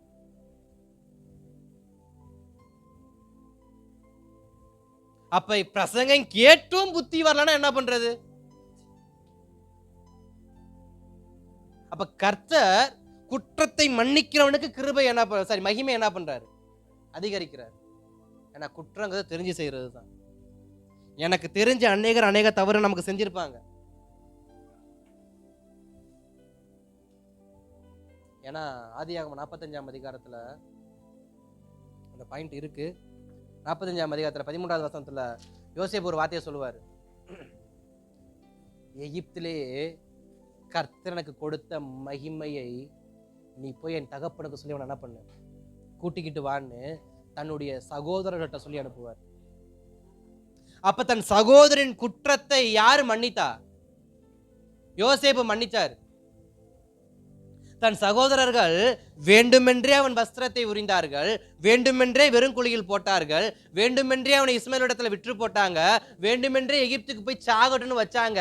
வேண்டுமென்று குற்றம் செய்த தன் சகோதரர்களை யோசேப்பு குற்றத்தை மன்னிக்கிறவனாய் இருந்தான். அவன் குற்றத்தை மன்னித்தபடியினால் எகிப்து தேசத்தில் கர்த்தர் அவனை மகிமையாய் நிறுத்தினார். குற்றத்தை மன்னிக்கணும், குற்றத்தை மன்னிக்கணும். சாகிற வரைக்கும் சுமந்துக்கிட்டு போகக்கூடாது. அப்புறம் நானும் பரலோகம் போக மாட்டேன். சில பேர் கட்டையை சுமக்கும் போதும் व्यसனத்தை என்ன பண்றது, சுமந்துக்கிட்டே தான் பாதி பேர் போறாங்க. நான் ஒரு வார்த்தையை மட்டும் சொல்ல விரும்புறேன். இது எத்தனை பேருக்கு ஏற்றுக்க போறீங்கன்னு தெரியல. என் கட்டையில போகும்போது நான் என் இருதயத்துல கோபத்தையோ வஞ்சகத்தையோ எதையும் என்ன பண்ணக்கூடாது, சுமக்கக்கூடாது. நான் குற்றத்தை மன்னிக்கிறவனாய் போகணும். நான் குற்றத்தை மன்னிக்கிறவனாய் போகணும். என்னைக்கு போவேன்னு தெரியாது, நான் போறப்ப குற்றத்தை மன்னிக்கிறவனா போகணும். அடுத்து யாருக்கு மகிமை வெளிப்படும் அப்படின்னா, ஆகாய் 1:8 வசனம் சொல்லுகிறது. ஆகாய் 1ஆம் அதிகாரம் 8வது வசனம், மலைகள் மேல் ஏறி கட்டைகளை வெட்டி ஆலயத்தை கட்டுங்கள்னு வரும். அடுத்த வசனத்தை பார்க்கிறப்ப நீ கட்டுகிற அந்த ஆலயம் அதன் முந்தின மகிமையை பார்க்கல பிந்தின மகிமை பெரிதா இருக்கும். அப்புறம் அந்த சாப்டர் முடியும். இங்க நாம் தியானிக்க போறது என்னன்னா, எனக்கு மகிமை ரிட்டர்ன்ஸ் ஆகணும் அப்படின்னா நான் கர்த்தருடைய காரியத்துல முதல் ஆளா என்ன பண்ணணும், கர்த்தருடைய வேலை செய்வதில் என் கை முதல்ல என்ன பண்ணணும், இருக்கணும். ஏன்னா இங்க மலைகள் ஏறி மரங்கள் வெட்டுவது வீட்டை கட்டுவதற்காக அல்ல, ஆலயத்தை கட்டுவதற்காக. மலை ஏறி மரம் வெட்டுவது வீடு கட்டல, ஆலயம் கட்டுவதற்கு. அப்ப ஆலயம் கட்டுவதற்கு கர்த்தருடைய காரியத்தில் ஒருவன் எவ்வளவாய் பிரயாசப்படுகிறானோ அவ்வளவாய் கர்த்தர் கிருபை தருகிறவரா இருக்கிறார். கர்த்தருடைய வேலையில் பிரயாசப்பட்டார்கள், கர்த்தருடைய காரியத்தில் பிரயாசப்பட்டார்கள், கர்த்தருடைய ஊழியத்தில் பிரயாசப்பட்டார்கள், கர்த்தருடைய சுவிசேஷத்தில் பிரயாசப்பட்டார்கள். இது எப்படிப்பட்டவர்களுக்கு மகிமை கர்த்தர் அதிகமாக வெளிப்படுத்துறார். எப்படின்னா முந்தினதை பார்க்கிலும், ஹைலைட்டே அதான், முந்தினதை பார்க்கிலும். இதுவரைக்கும் எனக்கு கொடுத்த மகிமையை விட நான் ஒவ்வொரு விசையும் ஒவ்வொரு வாரமும் ஒவ்வொரு மாதமும் நான் ஆண்டவருக்காக நான் எதை பிரயாசப்பட்டு செய்கிறேனோ, நான் பிரயாசப்பட்டு செய்ய செய்ய செய்ய செய்ய என்ன ஆகுமா, எனக்கு போன மாதம் இருந்த மகிமையை விட இந்த மாதம் இருக்கிற மகிமை பெரிதாக இருக்கும்.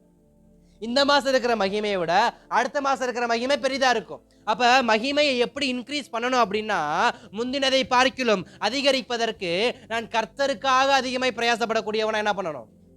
மாறணும். மலை ஏறணும். பரவாயில்ல, கஷ்டம்தான். தன் வீட்டுக்காக ஒருவன் மலை ஏறுவான், ஆனா ஊழியத்துக்காக ஒருத்தன் என்ன பண்ண மாட்டான்? மலை ஏற மாட்டான். அதனாலதான் ஆண்டவர் சொல்றார், மலை மேல ஏறி நீ மரத்தை வெட்டி கொண்டு வா, முந்தின மகிமையை பார்க்கணும், பிந்தின மகிமை நான் பெரிதா என்ன பண்றேன்? வச்சு காட்டுறேன். தன் குடும்பத்துக்காக பிரயாசப்படுறோம் இரவும் பகலும். இன்றைக்கு வேலை செய்வதற்கு பல கிலோமீட்டர் தூரம் என்ன பண்றோம்? நடந்து போறோம். பல மணி நேரம் போய் நிற்கிறோம். பல மணி நேரம் இருந்த இடத்தோடு நகராம இருக்கிறோம். காரணம் என்ன? தன் குடும்பத்தின் பிரயாசத்துக்காக, தன் மனைவிக்காக, தன்னுடைய பிள்ளைகளுக்காக, அவங்க ஆசீர்வாதத்துக்காக ஒருவன் அவ்வளவு ஓடா தேஞ்சி மாடா உழைக்கிறப்ப, ஆனா ஆலயத்துக்கு வரும் பொழுது கைவலி வரும், கால் வலி வரும், இடுப்பு வலி வரும், மூட்டு வலி வரும். ஆனா அதுவே வெளியில போறப்ப 2 ரூபா பாம்பை தேய்ச்சிட்டா என்ன பண்ணிடுவாங்க? சருட்டுன்னு போயிடுவாங்க. ஒன்றும் நடக்காது. ஆனா சர்ச்சுக்கு வாங்கினா தலைவலி பாஸ்டர், காய்ச்சல் பாஸ்டர், சளி பாஸ்டர், ஜலதோஷம் பாஸ்டர். ஆனா வேலைக்கு போறப்ப 2 ரூபா தைலம் வேலை செய்யுது ஆலயத்துக்கு வர்றதுக்கு. இவ்வளவுதான் விஷயம். இதுதான் நம்ம பிரயாசம். இமயமலையில ஏறி உன் பிள்ளைக்கு கேன்சருக்கு மருந்து இருக்குன்னா இமயமலைக்கு ஏறி போவாங்க. இமயமலையில சொத்துற வெயில் படாம பனி பிரதேசத்துல ஒரு நிழல்ல ஒரு பூ பூத்திருக்கும். அந்த பூவுல இருக்கிற விதையை எடுத்து கசைக்கு உன் புள்ள வாயில ஊத்துனா உன் பிள்ளையோட வியாதி சுகமாகும். அதுதான் உன் பிள்ளைக்கு வைத்தியம். வேற வைத்தியமே இல்லைன்னா, தாய் தகப்பன் யாரா இருந்தாலும் இமயமலை எவ்வளவு குளிர்னு பார்க்க மாட்டாங்க, எவ்வளவு வசரம்னு பார்க்க மாட்டாங்க, எவ்வளவு தூரம்னு பார்க்க மாட்டாங்க, எத்தனை நாள் ஆகும்னு பார்க்க மாட்டாங்க. ஏறி போயிடுவாங்க. எதுக்கு? பிடிக்கிட்டு வர்றதுக்கு. ஆனா அதுவே கர்த்தருடைய காரியமா போ சொல்லுங்க. பாஸ்டர், எனக்கு பிபி இருக்கு பாஸ்டர், எனக்கு சுகர் இருக்கு பாஸ்டர், எனக்கு கொலஸ்ட்ரால் இருக்கு பாஸ்டர், எனக்கு ரத்த கொதிப்பு இருக்கு பாஸ்டர், நான் செத்துருவேன் பாஸ்டர். இல்ல உன் பிள்ளைக்கு ஏறப்ப சாவல, நீ இப்ப மட்டும் எப்படி சாவுவ? அப்ப கர்த்தருடைய வேலைன்னு போனா உனக்கு இழப்பு வாங்குது. ஆனா மகிமை மட்டும் வேணும்ல. மாசம் மாசம் மகிமை மட்டும் இன்க்ரீஸ் ஆகணும்னா ஆலயத்துல பிரயாசப்படாம, அதாவது கர்த்தருடைய காரியத்தில் ஒருவன் பிரயாசப்படாமல் தன் மகிமையை இன்க்ரீஸ் பண்ணிக்க முடியவே முடியாது. முந்தினதை பார்க்கலும் இந்த பிந்தின மகிமை பெரிதா இருக்கணும்னாக்க போன மாசத்தை விட இந்த மாசம் பிரயாசம் அதிகமாகணும், இந்த மாசத்தை விட அடுத்த மாசம் பிரயாசம் அதிகமாகணும். ஆலயத்துக்கு பிரயாசப்பட மாட்டாங்க, வீட்டுக்கு பிரயாசப்படுவாங்க, பேர பிள்ளைக்கு பிரயாசப்படுவாங்க, பெத்த பிள்ளைக்கு பிரயாசப்படுவாங்க. ஆனா ஆலயத்துக்காக பிரயாசப்பட மாட்டாங்க. ஆலயத்துக்காக பிரயாசப்பட மாட்டாங்க. அவங்க பிரயாசப்படாதனால கர்த்தரும் மகிமையை கொடுக்கிறது. பிரயாசப்படாத உனக்கு என்னத்துக்கு மகிமைன்னு மகிமையும் அவர் என்ன பண்ணிட்டாரு? மங்கி வைத்திருக்கிறார். கடைசியா முடிக்கிறேன். ரோமர் 8:18 பாடுகள். நான் மகிமையை மீண்டும் பெற்றுக்கொள்ள வேண்டும் என்றால் நான் கிறிஸ்துவுக்காக சில பாடுகளை பெற்றுள்ளவனாய் மாற வேண்டும். கிறிஸ்துவிற்காக நான் சில பாடுகளை சகிக்கிறவனாய் மாற வேண்டும். எனக்கு மகிமை வெளிப்பட வேண்டும் என்றால் நான் பாடுகளை ஏற்றுக்கொள்ளக்கூடியவனா இருக்கணும். இன்றைக்கு உபத்திரவப்படுவது அநேகருக்கு பிடிக்கிறது இல்லை. ஆனா உபத்திரவப்படுவது நல்லது. ஏன்? பிரமாணத்தை கற்றுக்கொள்ளலாம். ஆனா உபத்திரவப்படுவது அநேகருக்கு பிடிக்கல, பலவீனப்படுவது அநேகருக்கு பிடிக்கல, கஷ்டப்படுறது அநேகருக்கு பிடிக்கல. ஆனா எது பிடிச்சிருக்கு? நிம்மதியா இருக்கணும், நிம்மதியா இருக்கணும், நிம்மதியா இருக்கணும். கொஞ்சம் கவலை வந்துடக்கூடாது. ஏன் ஆண்டவரே எனக்கு மட்டும் இந்த சோதனை? சிலருக்கு நம் குடும்பத்துல சிலருக்கு பலவீனத்தை ஆண்டவர் கொடுத்துறேன்னா உடனே இப்போ ஆண்டவரை கோச்சுக்கிறது, அழுகிறது, உட்காந்து ஒப்பறை வைக்கிறது. ஏன் ஆண்டவரே பலவீனத்தை கொடுத்தீங்க, ஏன் ஆண்டவரே பலவீனத்தை கொடுத்தீங்க, ஏன் ஆண்டவரே பலவீனத்தை கொடுத்தீங்க? இல்ல, பாடு கொடுத்ததே மகிமை இன்க்ரீஸ் பண்றதுக்காகத்தான். சில பாடுகள், சில உபத்திரவர்கள், சில பலவீனங்கள், சில தீராத பிரச்சனைகள் என் குடும்பத்தில் இருக்கிறது காரணமே மகிமையை இன்க்ரீஸ் பண்றதுக்காகத்தான். ஒரு ஊழியக்காரர் அழகா ஒரு சாட்சி ஒன்று சொன்னார். அவருடைய ஊழியத்தின் பாதையில ஆரம்ப ஊழியத்தில் திருமணம் ஆகிறதுக்கு முன்னாடி ஒரு நாள் ஊழியம் செஞ்சுட்டு இருக்க, ஏதோ ஒரு காரியத்தை நிமித்தம் செஞ்சு வேலை செஞ்சுட்டு இருக்கும்போது அவருடைய இடது கையா வலது கையா, ஒரு கை உடஞ்சிருச்சு, இடது கையில் வலது கை ஒரு கை உடஞ்சிருச்சு. அந்த கை தொட்டில் போட்ட மாதிரி என்ன பண்ணியிருக்கிறாங்க, இப்படி வச்சிருக்கிறாங்க. ஆனா அந்த ஊழியக்காருக்கு அந்த கை உடைஞ்ச வாரத்துக்கு அடுத்த வாரம் கேரளா பகுதியில் ஒரு இடத்துல ஒரு கன்வென்ஷன், கேரளாவில் ஒரு இடத்துல கன்வென்ஷன். இப்போ முந்தின வாரம் இவருக்கு என்ன ஆயிடுச்சு, கை உடஞ்சிருச்சு. பொதுவாக கன்வென்ஷன்னா 1 மாதம் 2 மாதம் 3 மாதம் 6 மாதம் முன்னாடி என்ன பண்ணிடுவாங்க, ப்ரீ புக்கிங் பண்ணிடுவாங்க. இப்போ ப்ரீ புக்கிங் பண்ணதுக்கு அப்புறமா நம்மளால எதுவும் மாற்ற முடியாது, ஏன்னா என் பேரை வச்சு தான் கன்வென்ஷன் நடக்க போகுது. அப்போ நானே போலனாக்கா அங்கே எனக்கு பதிலாக யார் வரப்போறா தெரியாது. அப்போ கை உடஞ்ச நிலைமையில் இந்த ஊழியக்காரர் அவருடைய வஸ்திரத்தை தன் உதவியாளர்களை வைத்து மாட்டிக்கிட்டு தன்னுடைய அம்பாசிடர் காரை எடுத்துட்டு, பழைய அம்பாசிடரில் கையில் தானே கீர் இருக்கும், அந்த கையில் இருக்கிற கீரை மாற்றி மாற்றி போட்டுக்கிட்டு திருநெல்வேலியில் கன்னியாகுமரி மாவட்டத்திலேருந்து கேரளாக்குள்ளே போயிட்டாங்க. போனால் ஒரு திரளான ஒரு பெரிய கன்வென்ஷன். இவருடைய கை எப்படி இருக்கு, தொட்டிலில் இருக்கு. இவர் கை எதில் இருக்கு, தொட்டிலில் இருக்கு. ஒரு மைக்கை ஸ்டாண்டில் வைக்க சொல்லி பிரசங்கத்தை ஆரம்பிக்கிறார். பிரசங்கம் பண்ண அந்த கூட்டத்தில் 18 வருஷமாய் படுத்த படுக்கையில் இருந்தவன் திட்டத்திட்ட அந்த மைதானத்தை பல முறை சுற்றி வரும்படியாக தேவ மகிமை என்ன பண்ணிருக்கு, வெளிப்பட்டிருக்கு. இந்த சாட்சியை சொல்லிட்டு அந்த ஊழியக்காரர் சொல்றாரு, இது வரைக்கும் இன்னைக்கு அந்த ஊழியர் உயிரோடு இருக்கிறாரு, ஊழியர் செஞ்சுக்கிட்டு இருக்கிறாரு.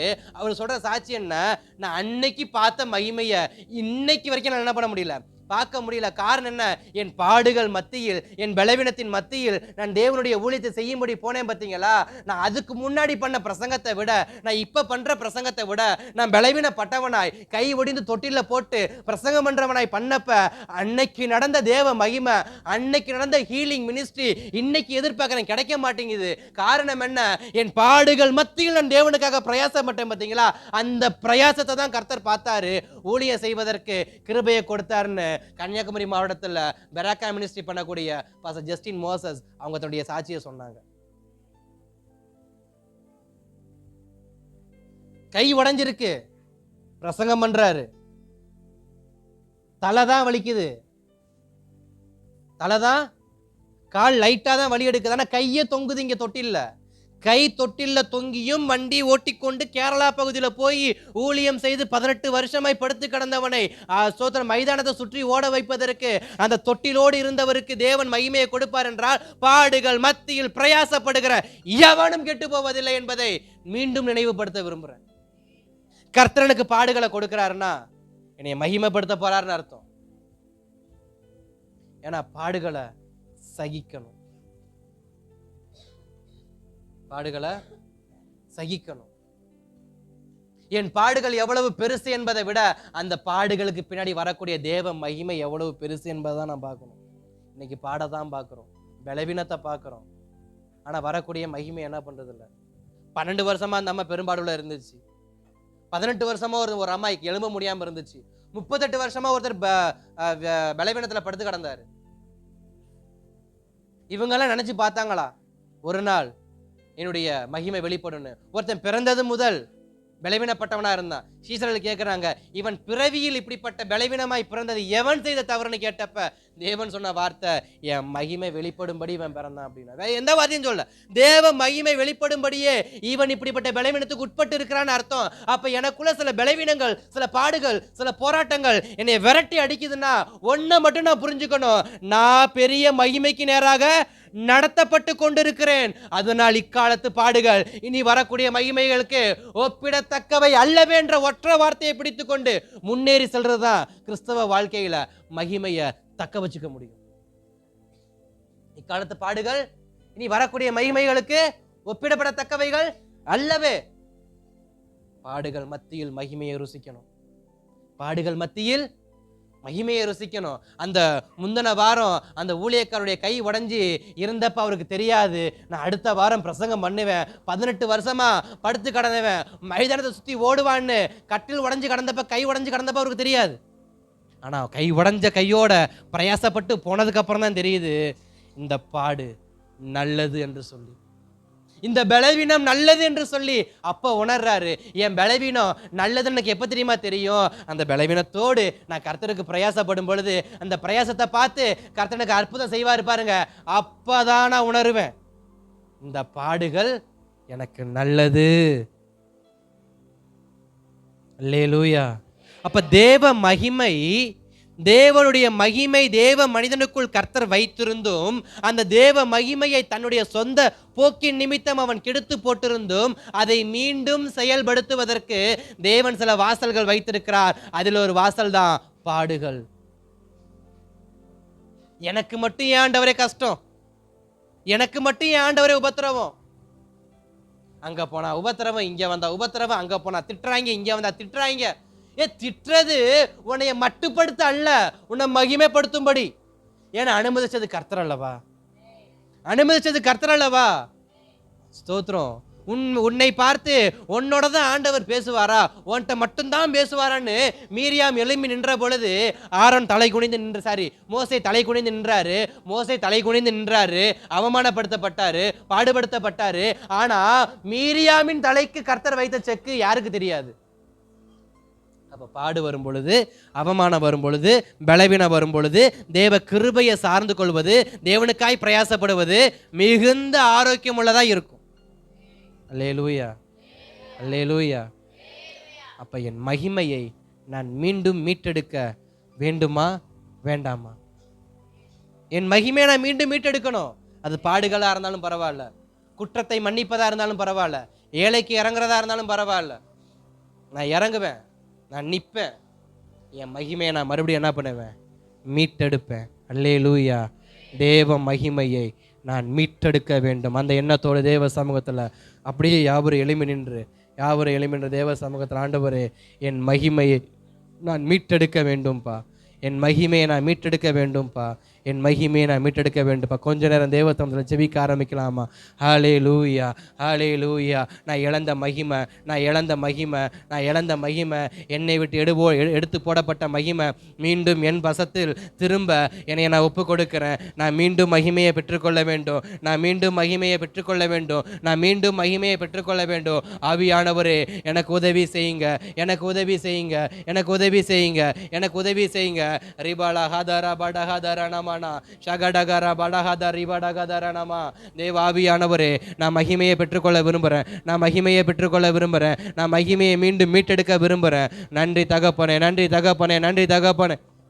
ஹல்லேலூயா, ஹல்லேலூயா, ஹல்லேலூயா. தேவ சமூகத்தில் கேளுங்க. ஒருவேளை சிலர் குற்றங்கள் மன்னிக்க முடியாமல் இருந்தா குற்றத்தை மன்னிக்க ஒப்பு கொடுங்க. சிலர் உதவி செய்ய மனப்பான்மை இல்லாமல் இருந்தா உதவி செய்கிற மனப்பான்மைக்கு விட்டு கொடுங்க. சிலர் பாடுகளை சகிக்க மனப்பான்மை இல்லைனா பாடுகளை சகிக்க விட்டு கொடுங்க.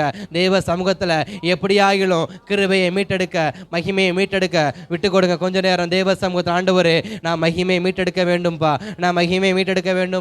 ஹல்லேலூயா, ஹல்லேலூயா, ஹல்லேலூயா. ரகடகர நமன ஷகடகர படகதர படகர நமன. ஆவியானவரே, மகிமை மீண்டுமாய் ஆசிரியப்பு குணத்தில் இறங்கின மகிமை ஆண்டவரே எங்கள் மத்தியில் இறங்க வேண்டுமே. ஆலயத்தில் இறங்கின மகிமை எங்கள் மேல் இறங்க வேண்டுமே. அப்பா, முச்செடியில் இறங்கின மகிமை எங்கள் மேல் இறங்க வேண்டுமே. ஆண்டவரே, கர்மேலில் இறங்கின மகிமை எங்கள் மேல் இறங்க வேண்டுமே. எங்கள் குடும்பத்தில் இறங்க வேண்டுமே. எங்கள் சபையில் இறங்க வேண்டுமே. அப்பா, மீண்டும் மகிமை,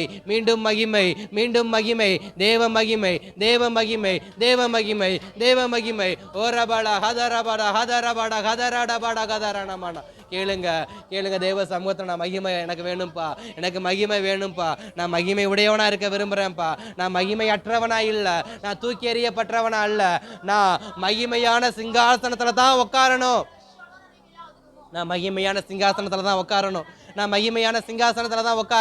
நான் வேற பன்றிகள் மத்தியில் உட்கார விரும்பல. நான் மகிமையான சிங்காசனத்தில் உட்கார விரும்புறேன்ப்பா.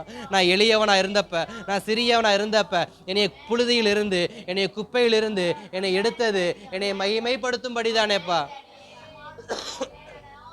விட்டு கொடுக்கிறோம், ஒப்பு கொடுக்கிறோம். ஓரபடா ஹதரபடா ஹரடா கதரகடரபடா ரிகடகரணமான ஷகடகரபட ஹந்தரபடகதர. பாடுகள் அதிகரிக்க கிருபை அதிகரிக்கிறபடியினால், மகிமை அதிகரிக்கிறபடியினால், என் கிருபை உனக்கு போதும் என்று சொன்னபடியினால், ஆண்டவரே உமது கரத்தில் ஒப்பு கொடுக்கிறோம்ப்பா. உமது கரத்துல ஒப்பு கொடுக்கிறோம்ப்பா, ஒப்பு கொடுக்கிறோம்.